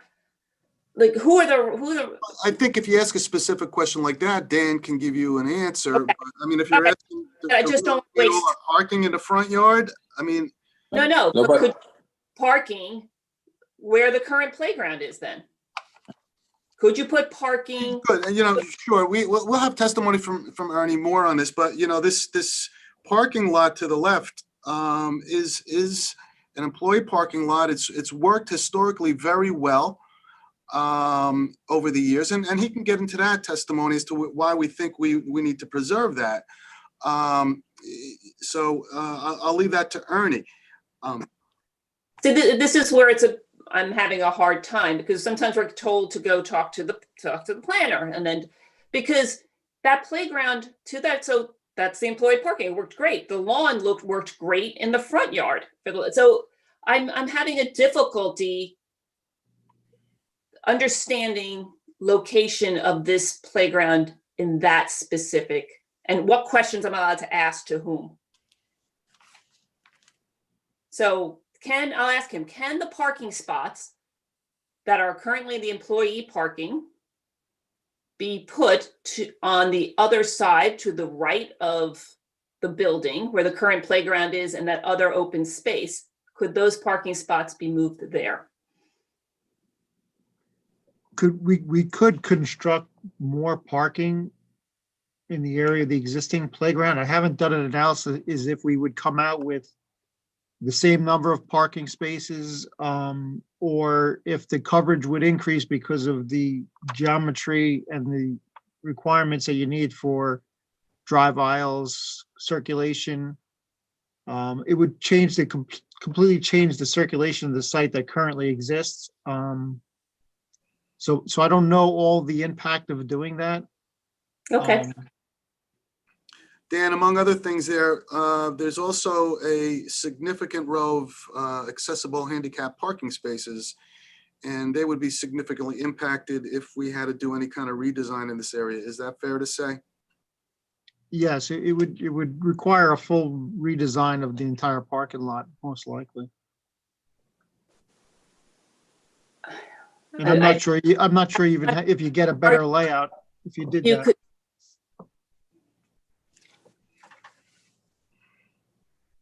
However, could you preserve all, how about this? Could you preserve all the handicap parking spots that are there and get the additional parking spots in that space behind the handicap parking? I don't know.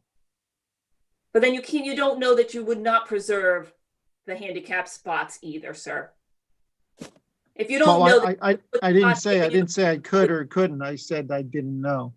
No, you said you didn't know to me. You answered Mr. D'Elia's question. Yes, those parking spots could be in jeopardy.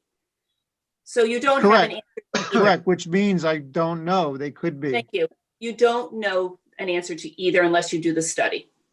Correct? Correct. As I said to Jim, I don't know. What's the square footage again of the proposed playground? It's 43 feet deep by 120 feet wide, and that's 5,160 square feet. What's the current playground? The current playground in the back, I'm not sure the total About area. 10,000 feet. That's what the response said.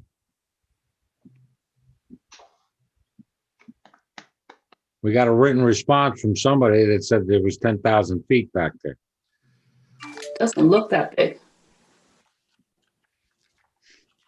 So if it is twice as big, then you'd have to do the analysis, but it doesn't seem like you'd have that much of a parking issue. All right, any additional questions? The immediate play area is only 60 by 40, which is 2,400.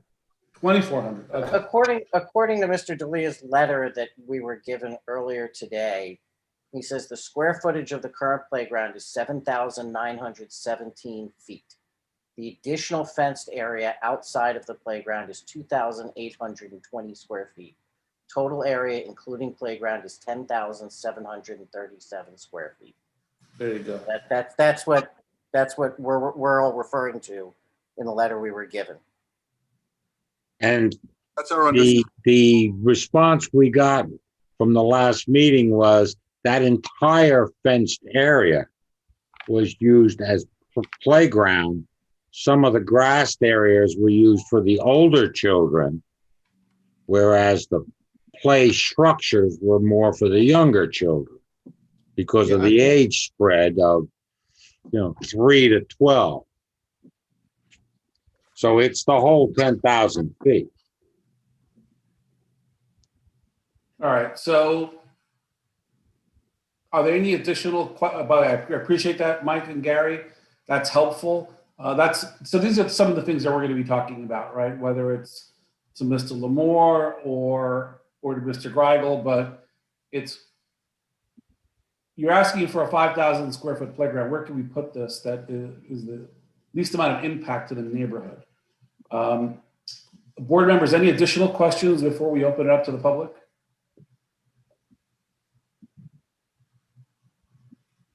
Being none. Dylan, any members of the public who would like to ask a question, now is the time. Please raise your hand and Dylan will let you in. All right, bring in the first person.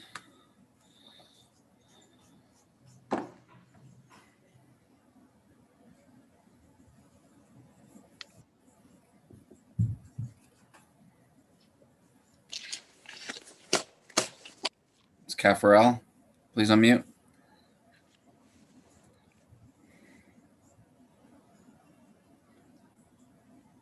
Oh, I didn't think I had my hand up, but I do have that. So just to get back to my question. So he said the existing, the space, I guess it's about a 70-foot setback from the front of the street or the sidewalk approximately. So The right-of-way line. right. So is my understanding that, what you're proposing now is the building operations in an open air is changing from a setback of 70 feet to a setback of 16 feet. Is that correct? Yes. Okay. In a front yard, is that a residential zone or that's a combination residential, commercial, or I'm not sure what that. The site is a combination of commercial and residential, yes. Right, okay. So that's the issue, and that's, I guess, the question here of what we're all here for, is putting that in that spot. I think that is the only question for you. Okay, that's it. Thank you. That's the only question I had for you. All right, thank you. Any additional members of the public? Please raise your hand.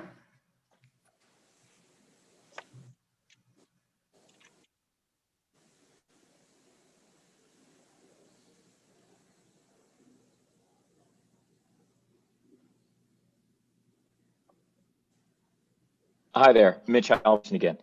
I have a question. How deep underground is the retaining wall going to go? It looked like it was 36 inches with posts beneath that. Is that correct? That the architect showed a footing approximately 3 feet below grade, right? The final design will depend on the fencing system that we end up going with, or if we have pillars at the corner with bricks to match the building as recommended by the planner. But you could assume that the posts would need about a 1 foot diameter by 3 foot deep foundation footing for the posts.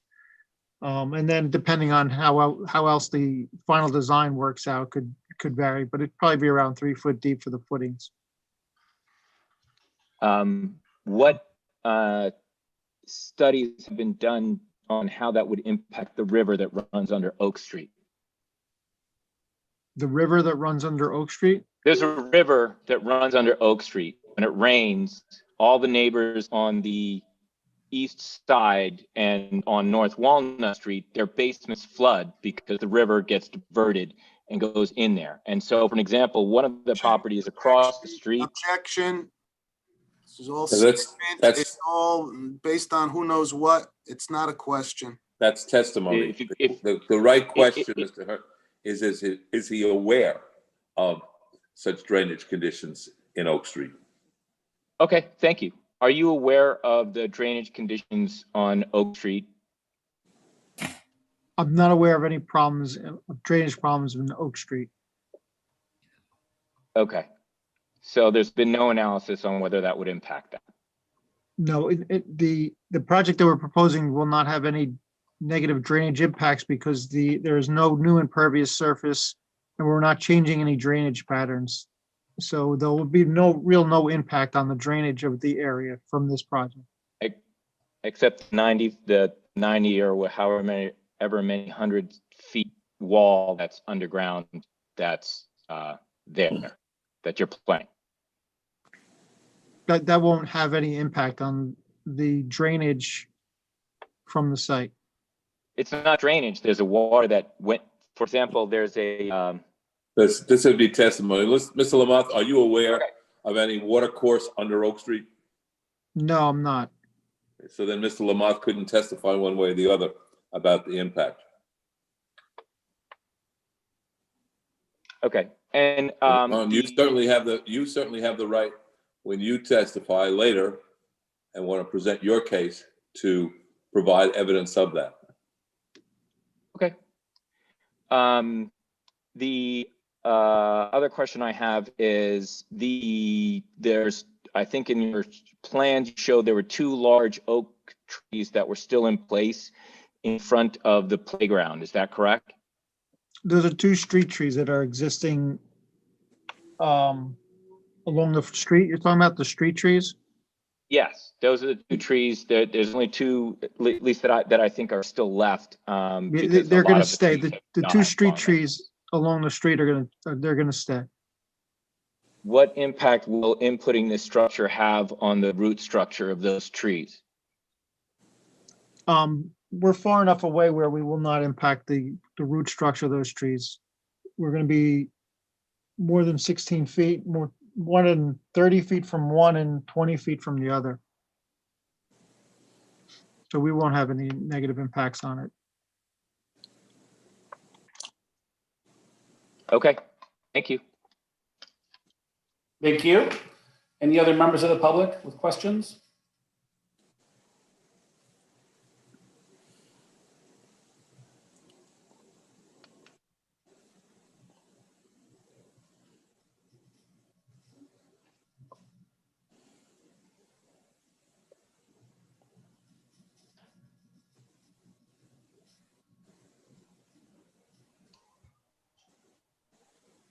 Bill and anybody else? Yeah, Carol Coyer. She needs to unmute. Just brought her in.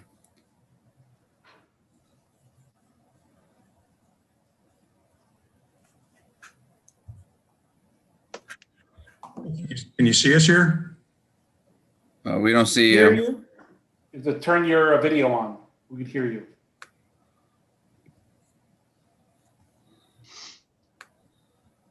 Says it's on.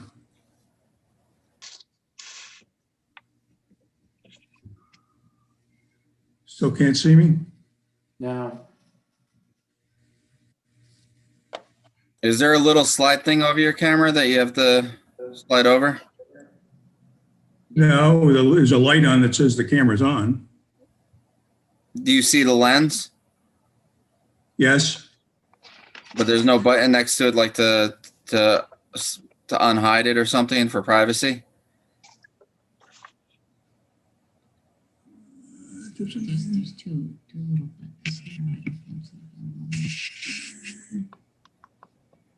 Yeah, it doesn't seem to be working.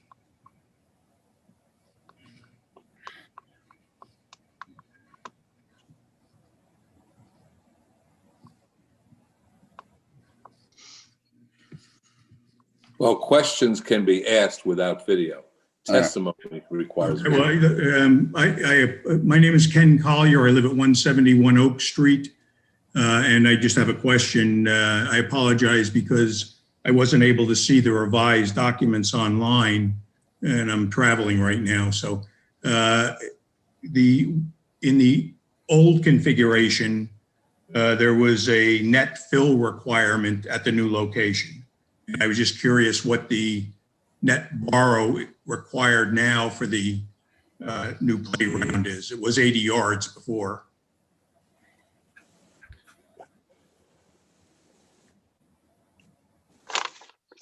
I think it's going to be, I don't know if we recalculated that. It's going to be a similar number to the prior amount of soil moving because the grading of both are very similar. So it'd be negligible difference from the 80. So it's pretty much similar amount of soil moving that we required for this as the prior. So it's a net add of 80 yards in the front yard. Yeah, it may even be a little bit less than that because we're moved the playground back, but that's a conservative number. Okay, thank you. Thank you. Any other questions?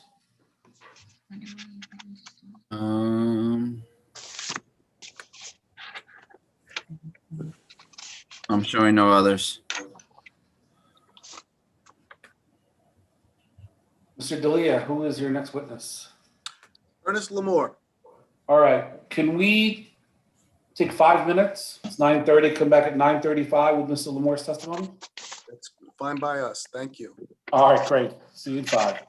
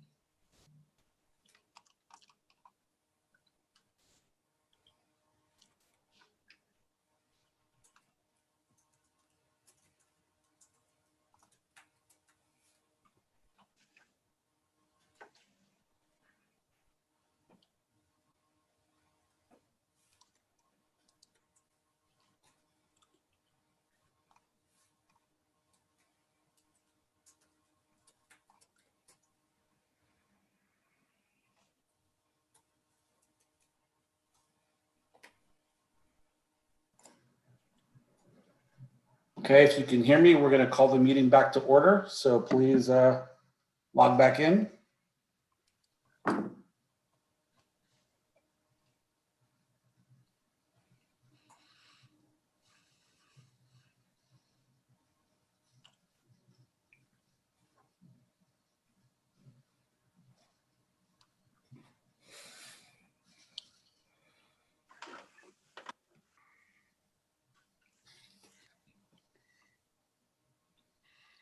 Jane, you're back. I am. All right, great. So we will open the meeting again. Mr. Dalia. Thank you. Just real briefly, Mr. Chairman, before we reconvene, at this point, it's 9:40. We'll put on Mr. Lamore's testimony, and I expect at that point we'll conclude for the evening, and we'll need another night. Yeah, that's fine. I will say, obviously, I can't tell your client how to testify, but we've heard a lot about bushes and lights and playground equipment. And to Diana's point, we're kind of doing this a little bit, horse before the cart, no, cart before the horse. And we really need to hear the justification for the use variance. And I'm hoping that that's what we're about to hear. Well, we're about to give it. I hope you like it. Okay. So, you're up. Ernie, you've listened to, you've been at both of these meetings. You've heard a lot of questions on what the heck are we doing? Why are we doing it? Right? First of all, by way of background, how long has the Ridgewood YMCA been strictly the YMCA? So thank you, everybody. Good evening. Appreciate your time. So we've been the Ridgewood YMCA at this location and full ownership of this entire facility on Oak Street at the start of September of 2018. So a little bit over 2 years now since we've had full ownership of this facility. Well, who owned it before then? The facility was co-owned with the YWCA of Northern New Jersey prior to that. And why is that important for any particular reason? Yeah, absolutely. Part of the history, and I've heard everybody ask some questions regarding the playground and the location. So the history of this playground is important for everybody to also understand too. While we co-own this facility with the YWCA for all these years, the YWCA owned the playground. It was never owned by the Ridgewood YMCA. We had no access to it. We did not provide preschool programming up until September of 2020 is when we started offering preschool. And so in offering preschool, there are plenty of rules and regulations and guidelines for state licensing that we must follow. One of the things that I want to make sure to point out is that within the New Jersey state guidelines, for us to receive and obtain our licensing, we must provide all the children direct access to the playground and provide them with a playground that has safe equipment. Meaning for us, part of the removal of this current playground to put it in the front, and our architect showed the plans earlier, shows that now our children do have direct access, and that safety is now a much better alternative for us to have our kids utilize in that playground. Talk to us about. Go ahead. Good. Nope. No, you're gonna. So in doing so as well, in terms of as an organization that is structured here in both residential and sort of commercial zoning, we are limited in terms of what we can do outside of this facility. There aren't any green spaces available to us. A lot of what we do with our children have been kept predominantly indoors prior to COVID. So we try to be as creative as we can with the number of programs that we offer. So right now, there are no other green space besides the current one we have with the playground now. That's where it's currently structured. By moving the playground to the front of the building, we can then utilize that current space that we are utilizing now for the playground purposes to offer outdoor programming for our youth in our summer camp and in other programs that we offer. So the kids can play kickball outside, they can play soccer outside. These things are not readily available right now. And I'm sure some of you are parents, during the summer, you like for your children to participate in outdoor programming, which we cannot necessarily provide with the exception of playground use. By moving the playground to the front, we now have the capabilities of doing those other programs. Is there any, from your perspective, any feasibility of moving the playground to the south side, the employee parking side? No, early on, very early on, when we started thinking about this playground, we did look at that as being a possible option, but our maintenance director, who's been here for over 30 years, quickly reminded us that one, that is where our garbage pickup takes place. That is our loading zone area as well in the back. So there is no space for that in this particular area. We need to have access for all those things to take place here in that part of the parking lot. I have no further questions. Thank you. So very early on, you looked at the south side, but it sounds like it was kind of a cursory review. Did you conduct any real analysis? I know Mr. Lamont said he wasn't engaged to do so, but was there an analysis done of the entire site with the purpose of finding the best place for this playground? Yeah, our analysis really led us to believe that the best utilization of, our entire space, right, based on what we want to do in terms of offering more programming, is to move the playground to the front and utilize that current playground space for the outdoor programming, which I referred to earlier. We looked at this particular parking lot, and because of the garbage pickup, we would not be able to relocate that to any other location. Our members on the north side of our building, where the main parking lot is, our members are coming through that entrance. So there's not an area for us to then place our garbage for the garbage trucks to pick up every Monday morning as they do now. Well, when we talk about analysis, was someone retained to do a formal analysis, or was this more of an ad hoc talking to your maintenance folks about where the best place to put the playground? Yeah, this was done with conversations with our maintenance staff, again, who's been here for over 30 years and has been through a couple of projects, building projects, and a couple of board members who also have some history with those projects and rationale behind what we've done in the past. Okay, so we're going to open this up to the rest of the board. Questions, please. Yeah, you mentioned two reasons for the need to put this playground in the front. And I think I'll go in reverse order. I think the second is the reasoning that moving the playground to the front would allow for, I'll call it an open green space, or field space for other activities. And I think, at least to me, that's, the argument around that is pretty clear. You also mentioned the direct access.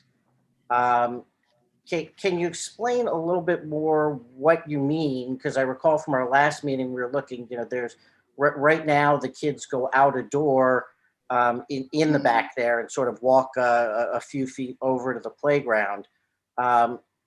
So what is that issue around the direct access there that you're referring to, and why couldn't that be satisfied some other way with the playground where it is? Yeah, that's state license standards. That's not me saying direct access is required. There's licensing forms that we fill out in order to run a preschool program, and that is a requirement. that we provide direct access from our facility, walking smaller children out onto the playground. Right now, they've allowed us to currently do it in the current state, knowing that we have proper procedures in place and how the counselors and the teachers are walking the kids out onto the playground. But part of the licensing requirement is that we do have to provide direct access to the playground, which means out of the building into the playground, which is what you typically find in most preschool daycare settings. Right, I understand that, and I've run a children's facility, so I understand the I'll call it the controlled environment. The question that I'm asking is, right now, for example, and I forget the exact distance we said, but it was 50, 100 feet, say, from the exit door to get to the playground. What I'm asking is, what is the issue, for example, that would necessitate the need to move this entire playground to the front versus, building safety walls, say, from that front door? So you've got a controlled, say, pathway that therefore would make it a direct access. You wouldn't be walking out the door of the YMCA, proverbially in open space, for whatever number of feet to walk in, as opposed to just having, for example, putting up, walls. So you've got an enclosed pathway that would therefore then fit the requirement of having direct access directly from the playground to the building. Seems to me a much simpler project than moving an entire playground to a different location. I'm not sure how that fits a simpler project by building walls to provide a pathway. Where exactly are we building those walls to provide a pathway? Are you suggesting that we do it from the outside entrance towards the playground? I'm not sure I follow. Well, yeah, what I'm saying is you have your doorway, you walk out the doorway, and obviously I understand the requirement, which is there's nothing, proverbially speaking, from preventing, a child from running off left or right before they walk through the gate or entranceway to the current playground. An easy way to make that a direct access would be, if it was a walking path with sidewalls from the door exiting there. So you've got a contained walking path that you walk out that door, and the only way to exit is through that door or through the entrance to the playground. Seems to be a simple structure that would resolve that requirement. I understand it doesn't necessarily resolve your desire and whether or not it makes sense to have the playground in a different place. But I think the argument that it's not a direct access right now could be fixed by simply doing that, couldn't it? So then my other situation of providing a green space would be using the front lawn and putting a fence up there to have kids play soccer or other sport activities that we would like to be utilized. Well, I understand that. I'm trying to separate the two reasons for the necessity that you gave. So one, I'm putting this out right now is I'm going with the idea that putting the playground in the front provides you more green space in the back. That's as I'll call it. That's a preference or an improvement of saying, and for the board eventually to decide to say, do we think it's beneficial to have the playground in the front in order to have more green space? That's one decision, obviously, and the board has to make the decision, yes or no, they agree with that. The other reasoning you gave was that by requirement, you have to have direct access because of the preschool from the building into, I'll call it the playground. And right now that doesn't exist because the children are walking out a door and then they have to be walked across to the entrance to the playground. So all I was asking there is there some reason that this can't be done? Because it seems to me that decision could be handled very easily by creating a contained walkway, correct? And so I was saying, is there any reason that couldn't be done? All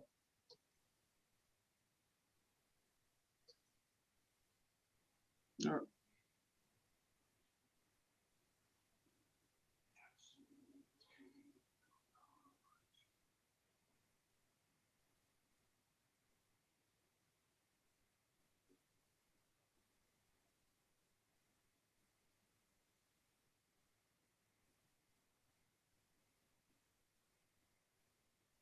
Michael, does that answer your questions? I didn't, do we have a glitch? I finished asking the question, could that be done? I didn't hear anything. Yeah, that's, I mean, I heard that and I wasn't sure if you got an answer. Yeah. Yeah, I mean, listen, okay, I guess I thought I answered it earlier on. You know, we're looking, again, you know, you're trying to separate the two, but to me, there's really no separation of the two. You've got the access side of it that is required, and that I think that's where your question is leaning towards. And then there's the green space in terms of what we need for sports, you know, and other activities, particularly for our kids in summer camp and in our preschool programs. You know, so we've never looked at if there's a wall that can be built to create a walkway, if that's answering your question. Yeah, because all I'm trying to get to is saying, so the issue we're focusing on then is that there's nothing preventing that. So what we're really focusing on is the need for additional recreational space, and by moving the playground to the front, that creates the recreational space in the back. But if the answer was, you know, if somebody on this board decided they disagree with that need, there isn't another reason or hardship, I'll say, that would prevent satisfying that from there. So I think we figured that out. So can I ask this? Would we then be coming back to the board to ask for, you know, for another variance to create play space in the front of the building? There's no, you know, there's no other place. It's the front or the current structure where the playground is at now. Yeah, so Those that are would two be outdoor building places. Well, you got other options. Can I just ask a question? What is the definition of direct access in the code regarding licensing? So from the building, I can't remember the exact wording, and I'm happy to have our attorney forward that to you guys in terms of what we have in our code book. No, From the I'm looking at the code. Like it says preschool children must have direct access to a developmentally appropriate playground. But my question is, what's the definition? And maybe Mr. D'Elia can provide this. What's the definition of direct access? Does it mean it has to be from the second you walk out the door, you have to be fenced in? Or does it mean you can't cross a street to get to a playground? Mr. D'Elia, can you provide that for us next time? Sure can. Yeah, just so I have a better understanding what direct access means. Yeah, and just, I mean, just another follow-up question to this licensing question and whether direct access is required. Playground was there for many, many years, used by, according to Ms. Lamore, the YWCA. Are the requirements for the YMCA or the Y different than what they were for the YW? Why was that playground acceptable for so long, but now it's not? That playground was not utilized by the YWCA while they were even here. I've been here for 4 years, and from what I was told, they stopped using it and took out their preschool programming maybe back in 2012. And so it hadn't been utilized for a long time.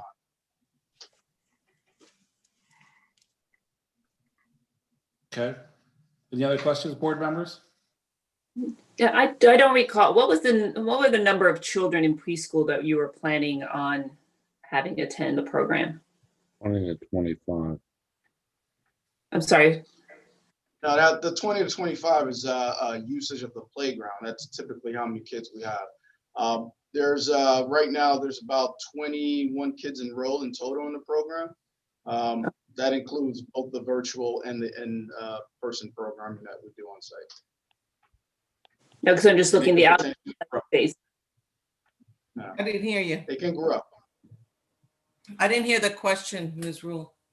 No, I'm looking at the code and what it says there shall be 100 square feet per child of outdoor play space for each child. Surface area should include soil, sand, grass, hills, and a large flat surface for wheeled toys. I don't know if that has to be in the playground or these are other requirements for the outdoor space. So, Mr. Labor, you currently are operating a daycare center at the Y, is that correct? Preschool, correct. Preschool, yes. And have you received an official notification that you're in violation of any of the code requirements as it pertains to what you're currently offering for outdoor activity? We have not. We have a temporary license, and the state will be back to do another walkthrough. Okay, but you don't have anything official from the state that would deny you the ability to operate the preschool at this time. Is that correct? Not at this time. Thank you.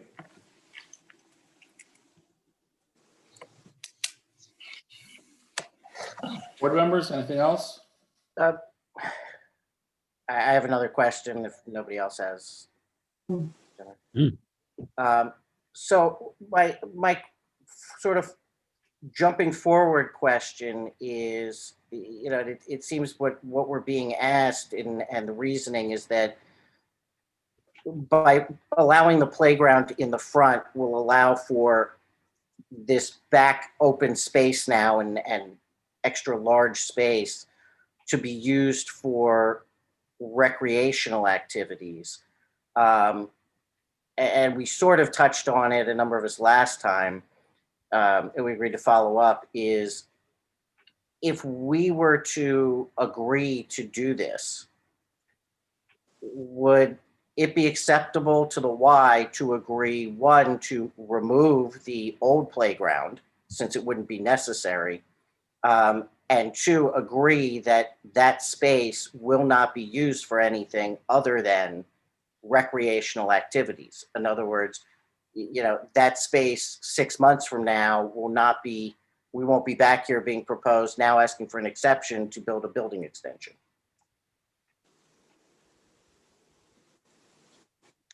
Oh, a room question. Well, the second one is really impossible for us to answer. I don't know that I'd be doing my job if I ever agreed to a restriction that ever forbid us from coming back and something in the future. I'm sorry, I missed the first question. You'd repeat that again? Well, yeah, the first part of the question was that the whole reason we're moving the playground to the front is so that this can be used for, you know, other sorts of, you know.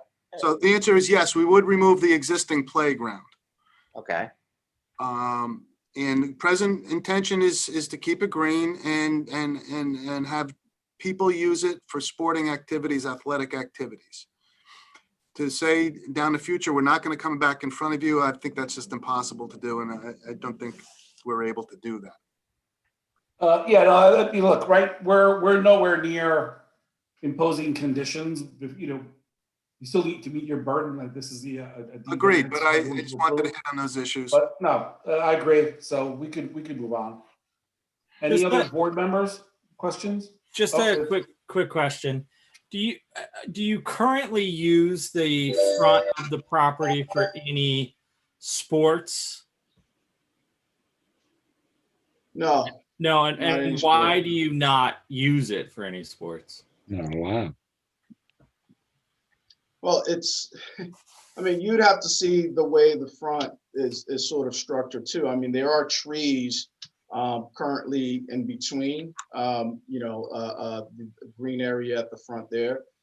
So safety aspect of it, I wouldn't want kids running into any trees trying to play, you know, ball sports. But that's one of the reasons why we've not used it. You know, and I've known in the past, you know, it's one of the things that we've thought about in terms of, you know, kids' safety, running off to the street with no fencing provided. So there's no barrier right now. You know, God forbid a kid kicks a ball and there's a lot of traffic that comes up and down Oak Street with cars. That's not something we ever want to see happen. Yeah. Thanks.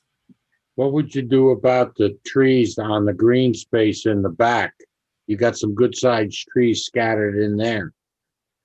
Guy playing whatever, soccer, runs into one of those trees. It hurt as much as running into one in the front yard. Understand that, and those would eventually have to be moved and flattened in that surface too. So you would have to cut the trees and level the ground more. Correct. Correct to say that the current site plan that's been introduced as an exhibit doesn't indicate that area where the playground is now and the additional area is being converted to a sports field. Is that correct? That is correct. Thank you.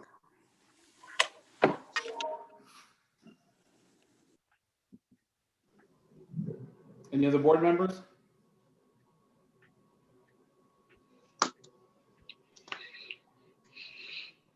Mr. Chairman, do we have another person yet to testify? Does Mr. D'Elia have another person to testify before us or not? Not Yeah, tonight. but not tonight. I've got a question. I'm trying to find on the site plan where the garbage pickup, where the bins are. Can someone help me with that? As you face the building, it's on the left by the employee parking.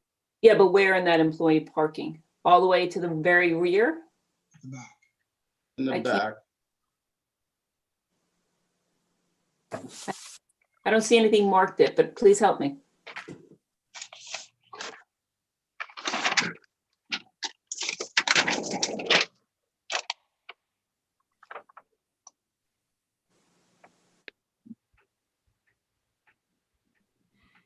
Can you describe it without looking at the plan, Ernie, where the garbage dumpster is located on the south side of the building?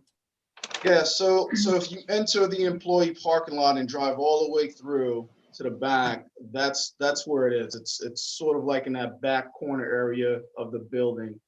So closer there are to some the, other. Diana, if you're looking at the plan that was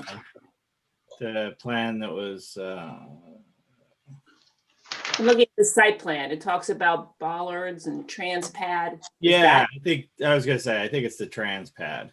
Okay, that's what I just don't know what that means. Yeah. So I'm just trying to think. The square footage you need per child is 100 square feet. If we have, let's say, 25 kids, that's 2,500 square feet rather than 5,000. If they put it on that side yard, you still can you lose 6 parking spots. Bruce, can we trade saying, hey, we're willing to give up 6 parking spots to put the playground somewhere? Oh, can't hear you. And now designing a project for the applicant. You've been presented with a plan. The applicant says this is what they want.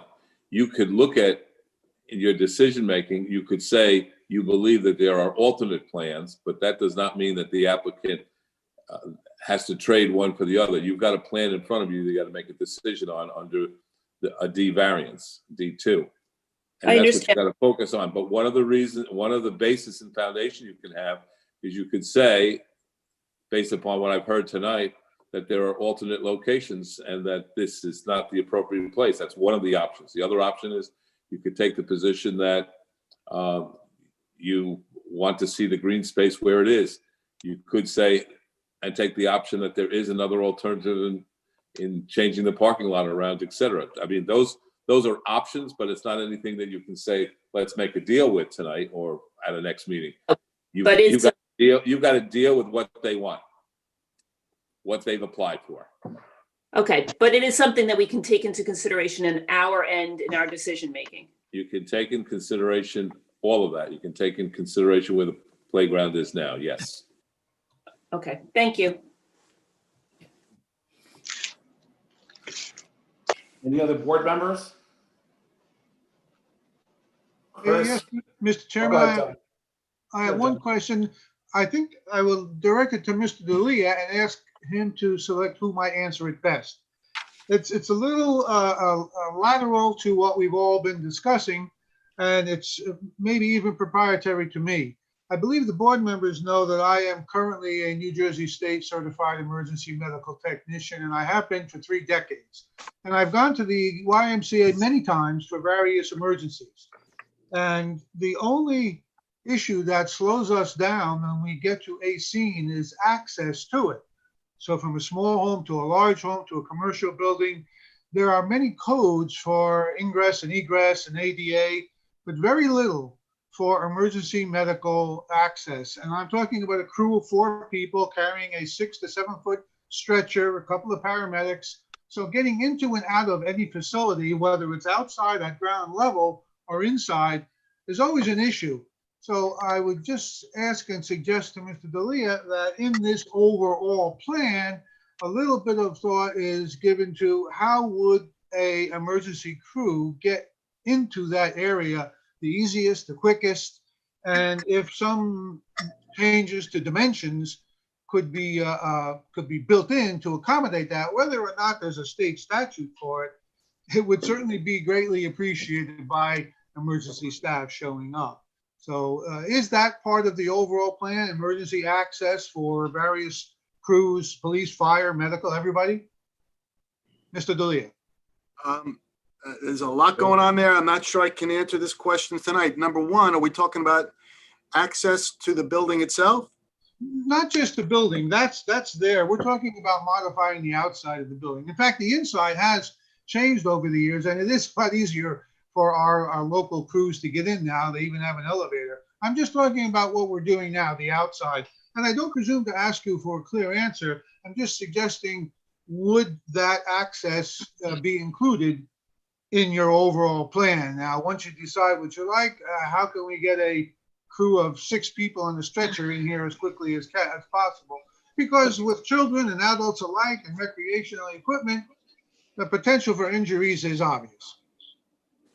So we can certainly take a look at the EMT access to the playground area. Is that what you're looking for? I want to be clear. Yes, That's the only issue that's in front of us is the That's playground correct. area. The playground area, the outside area. Yeah, I mean, we'll take a closer look at it, and Phil Wells can testify next time we come back. I want to make sure that we look at everything before we give a off-the-cuff answer. Very good. I'm just asking to have that included. Thank you kindly. Thank you. Chris, I think Marianne signed off. Chris, any questions? No further questions at this time. All right, thank you. So now we'll open it up to members of the public. I have one more question. Oh, go ahead, Diana.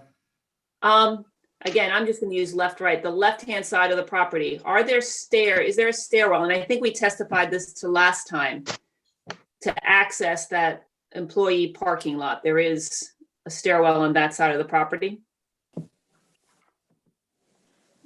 There's an entrance in the back side of the property where the employee lot is. So I'm looking at view A1 site plan 7, I guess. There's a basketball courts. There seem to be some rooms. The stairwell, which is the stairwell you're referring to by the basketball courts? Is that?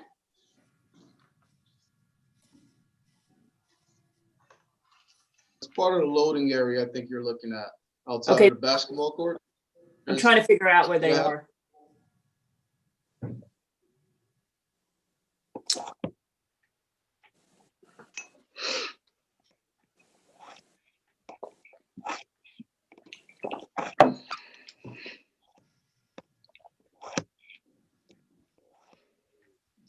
Again, does that answer your question, Diana?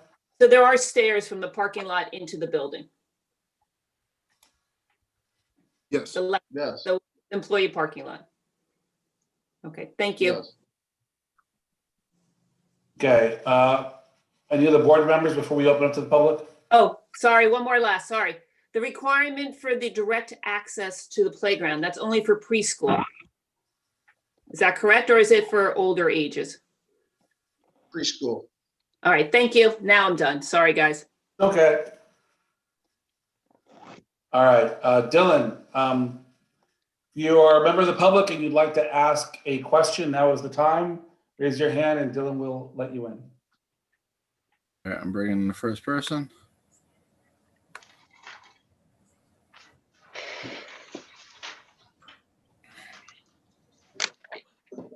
Caffarel.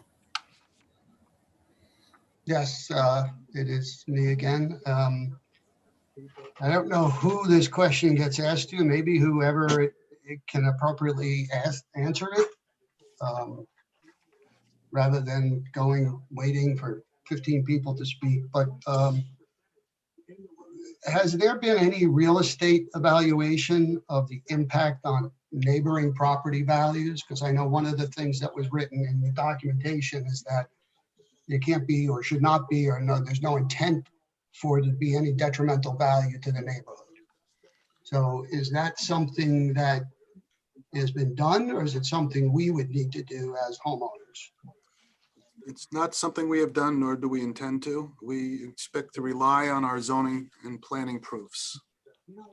Right, but what does that have to do, or how does that answer the question if there's any detrimental value to the neighborhood property values? We're not talking monetary value, and I don't believe we've ever stated anything about value. Well, it says detrimental, so that can be interpreted in many different ways. Doesn't say value, and we're not doing it, sir.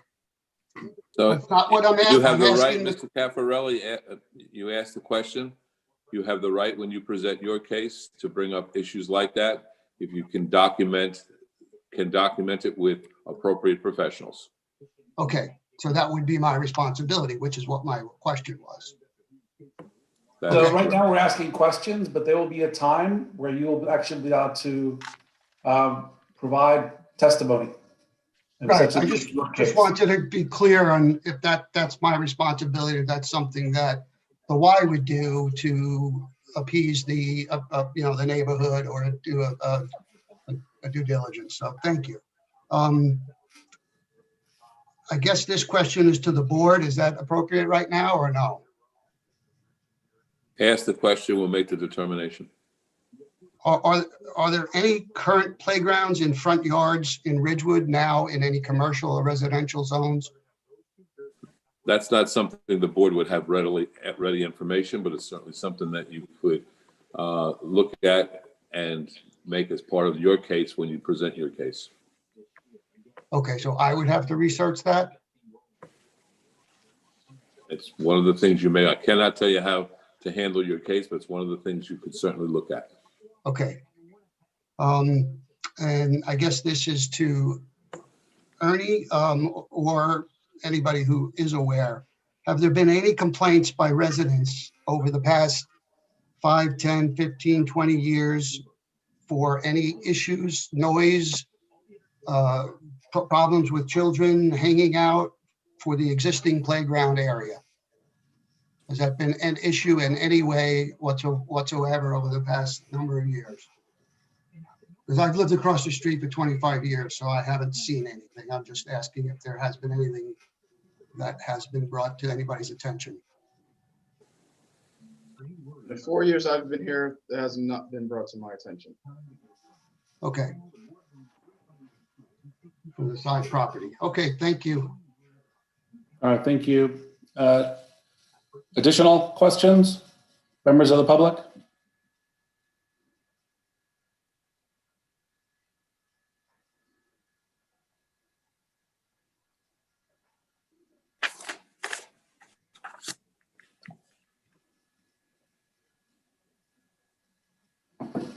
Sorry, Gregory Hartman. Yes, I'm, oops, why is my camera not working?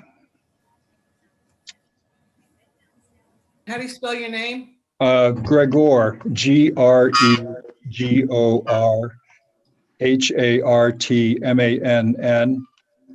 I live at 137 Oak Street, across from the parking lot.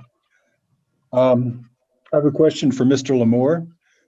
The statements about the direct access and the need to satisfy state licensing requirements was certainly interesting. I'm wondering why you didn't bring this up several months ago when you testified.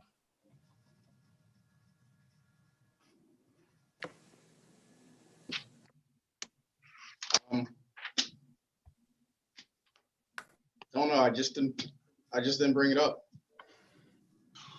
I have no better answer than that. I really don't.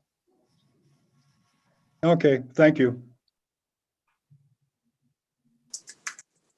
Thank you. Any additional members of the public who'd like to ask questions? Mitch, I'm bringing him in right now.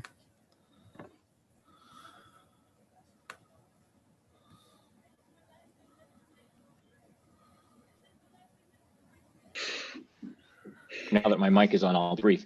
My question is, you mentioned in your testimony that you wanted to use the space where the existing playground is now for other activities. Will those activities require lighting? No, this is for daytime use activities. If you're referring to anything else, this is for our programming purposes when, camps in session and other programs that we may run during the day. That was my question. Thank you. Thank you. Any other members of the public with questions?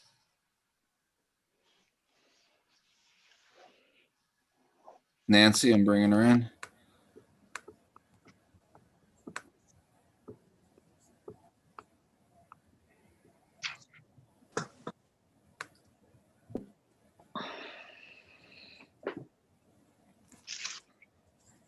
Nancy, you there? Hi, Nancy and Kelly Brown, 147 Oak Street. I'm just wondering, some of the activities that you've described, that you'd like to, perform in the front yard. I was wondering if you've considered other fields or, other spaces that you might be able to lease within Ridgewood, to use instead of, perhaps a property that may not, be fit for purpose. I have. I looked into it, and there's never any field space readily available in Ridgewood for us to have access to. Would it be possible for us to find out where you looked? I mean, this is a question that I had with Nancy Biggles, who's the Department of Recreation. We've never been able to have other access to fields in Ridgewood.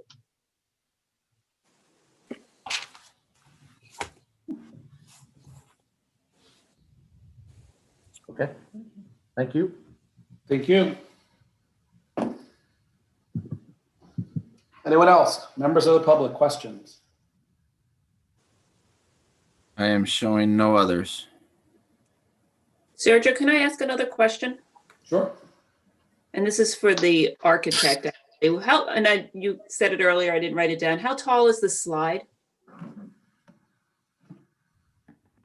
9'6". I think you all need to look at your playground equipment for preschoolers, and a 9-foot slide in a preschool playground that requires direct access.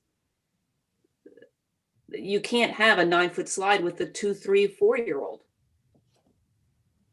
So, I mean, if you look at all the elementary school playgrounds, I was thinking of all the ones in Ridgewood, none of them have a slide that's more than 4 or 5 feet off the ground. So the playground, I'm a little concerned. Maybe you need to have 2 playgrounds, one for preschool and one for older children, because who's going to monitor all these 25 preschoolers with a 9-foot slide? So that was more of a comment, kind of, I'd like to have answers to those questions next time.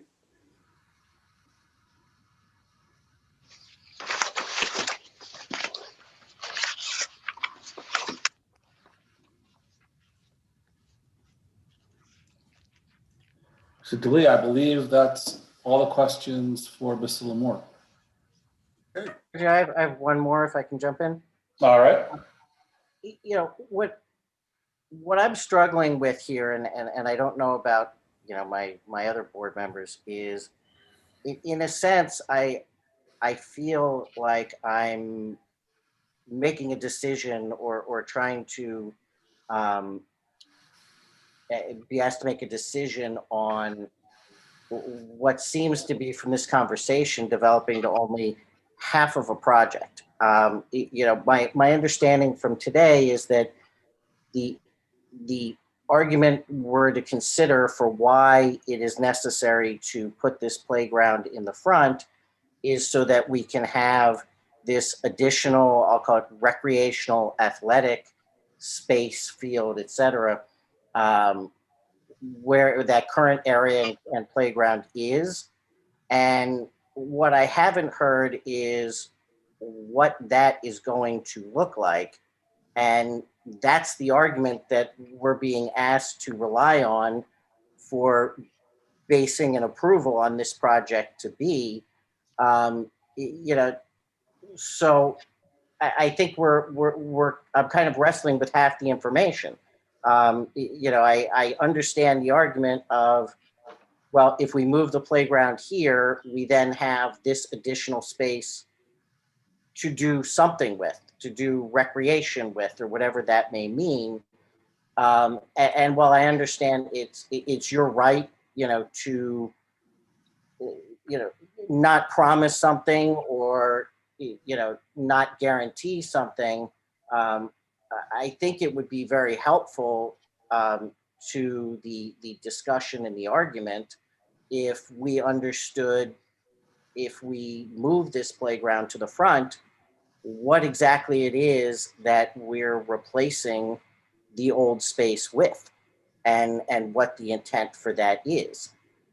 So, you know, as we discussed before, and I fully understand Mr. D'Elia's comment, it's not fair to, you know, ask you to, you know, guarantee what you may or may not ever do in the future. But this is exactly the reason that we're being asked to consider this, is so that this space can be used for something else at the present. You know, I would put out there that if there is a plan or there is an idea of what's going to be done there, that it might be very helpful to understand that, and to therefore understand why it is beneficial to put this in the front as opposed to keeping it where it is.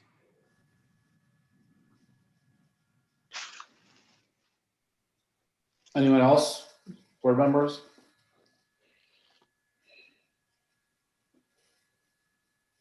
All right, so Mr. D'Elia, are you, we're just looking to get another date to come back? Yes. All right, and then how many additional witnesses are you gonna have? Well, I have just Mr. Greigel. Sergio, just to point out, there's 2 additional hands that were raised in the last few seconds, so from the public. All right, Bruce, I can go back to them even though we closed public questions? You can reopen. All right, we're gonna reopen this. I just wanna make sure the public and the board asks all the questions that we need asked today. So if you are a member of the public and you would like to ask a question, raise your hand, Dylan. Please. I'm bringing the first person, Ellen.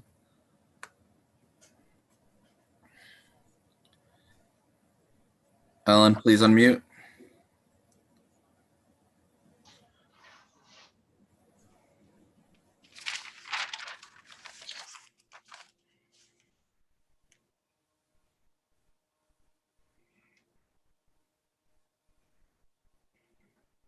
Hello, Ellen, can you please unmute?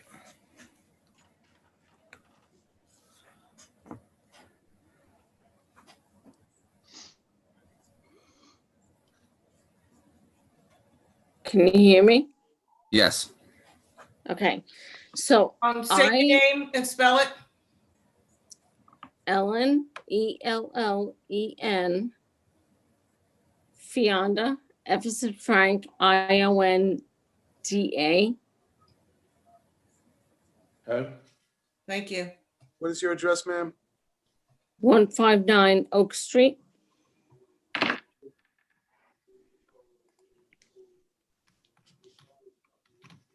You can ask your question. Okay, so the question was,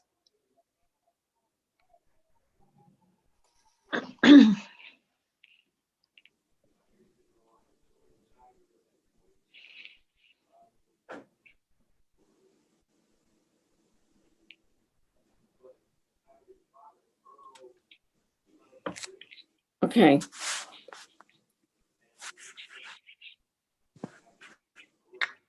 All right, we can hear you, we can see you whenever you're ready. All right, I think I'm gonna have to back out of this. Can Hang you on hear one us? sec. We can hear you. We can see you. Now she muted. There, unmuted.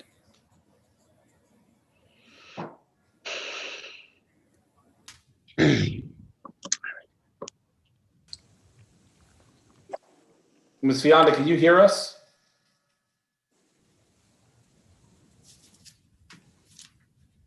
I think she just exited out. Why don't you move on, Mr. Chairman, and there's going to be another meeting. If she's got questions, she could ask them then. That's true. I think Matthew said that there were 2 people who raised their hands. Yeah, I have one more, Ralph. I'm bringing him in.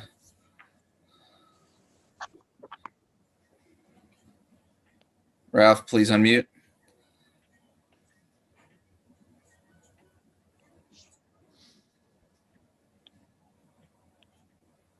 Ralph, can you hear us? Please unmute.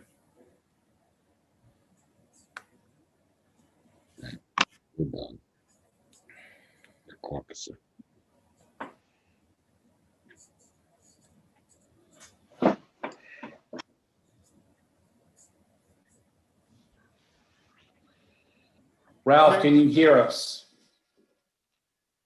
Hold on. Yeah, yes, I can hear you. Can you hear me? Yes. Well, now you just muted again. You just muted yourself again. We already heard you for a minute. There we go. Okay, are we fine now? Yeah, say your name and Can you hear address. me? Splendid. I'm at 143 Oak Street. My name is Ralph Meyer. I live about 3 houses down from the area which you're concerned about. I can see it all from my front porch. My question is, do you realize that you may make this the most beautiful street in Ridgewood if you continue in this fashion? I think that landscaping is beautiful. The fence I don't like. It looks too much like a wall, but I think the landscaping is wonderful, and I'm glad to see you're considering it. That was a very interesting way of stating a question. Do you have any additional actual questions? Not at the moment. All right, thank you. I very have some much. other questions in due time, but no, not at the moment. Right, so we'll be carrying this matter to another meeting, and any member of the public can ask questions at that meeting. All right. Mr. D'Elia. Yes, so in following up on our conversation, we still have Paul Greigel to go. He hasn't even started his testimony yet. From everything that's transpired here tonight, I can tell you we will be submitting something different in terms of the board's discussion with respect to plantings and the fence. Obviously, there's other materials that have come up that you want to see. So I'm not going to tell you how to put on your case, but I'm trying to give an I'm not idea gonna of tip what my hand, sets but- of timing on this. I'm probably gonna have to call most witnesses again next time we come back. Yeah, I will just say that if you heard the board after the intermission, while we did have a lot of questions about trees and lights and the such, next meeting, we really want to focus on what the justification is for putting the playground where it's being proposed. That's fine. All right, Jane, do we have a date? February 23rd. Okay. All right. Is that good for my witnesses? Everyone, if you could just say yes or no. Yes. Jane, is that going to be the full night? The only thing on?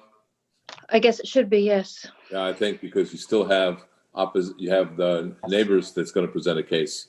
So we're going to have a few more meetings, I believe. Okay. February 23rd is good? Thank you, it is. I'm good. 7:30 in this video conference room. That's right, 7:30, no further notice required via Zoom. Thank you very much. Have a good evening, everyone. Good evening. Take care. All right. Thank you. It's just, Thank you, everyone. we just opened up the agenda again.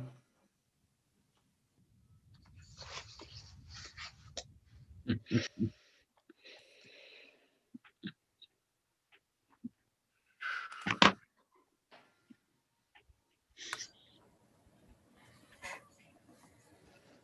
think think we just have a couple resolutions, right? Yes. All right. All right. Yeah, why don't we do that? Okay. We have the Sullivan residence, 395 Albin Court. Chairman Allegra, Yes. Greg Brown, Yes. Gary Negritz, Yes. Diana Rule, Yes. Diana? Okay. Yes. John Pepetro. Did he leave? Did I see that he left the meeting? He's John? he's an attendee right now, but he's not. Okay. Oh, I'll bring it back in. All right. Matthew Bandel, Yes. Michael Pickles. Yes. And John Pepetro. This is for the Sullivan. Okay. Thank you. Yes, I'm back and. Okay. Yes. Okay. And then the Martinez residence, 659 Wall Street. Chairman Allegra, Yes. Greg Brown, Yes. Gary Negritz, Yes. Diana Rule, Yes. John Pepetro, Yes. Isaac Lebo, Yes. and Matthew Bandel. Yes. On that. That's it, folks. Any discussion items or motion to adjourn? It's happy 2021, everybody. That's right. It's going to be great. All right. Take care, everyone. Good night. Have a good night. Stay well and stay safe.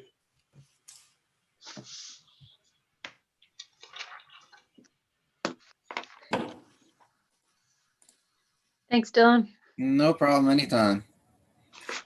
Dylan, I just I dropped off there and it cycled and lost about 2 minutes. So if you just keep an eye on my being in attendance, this is that jetpack scenario.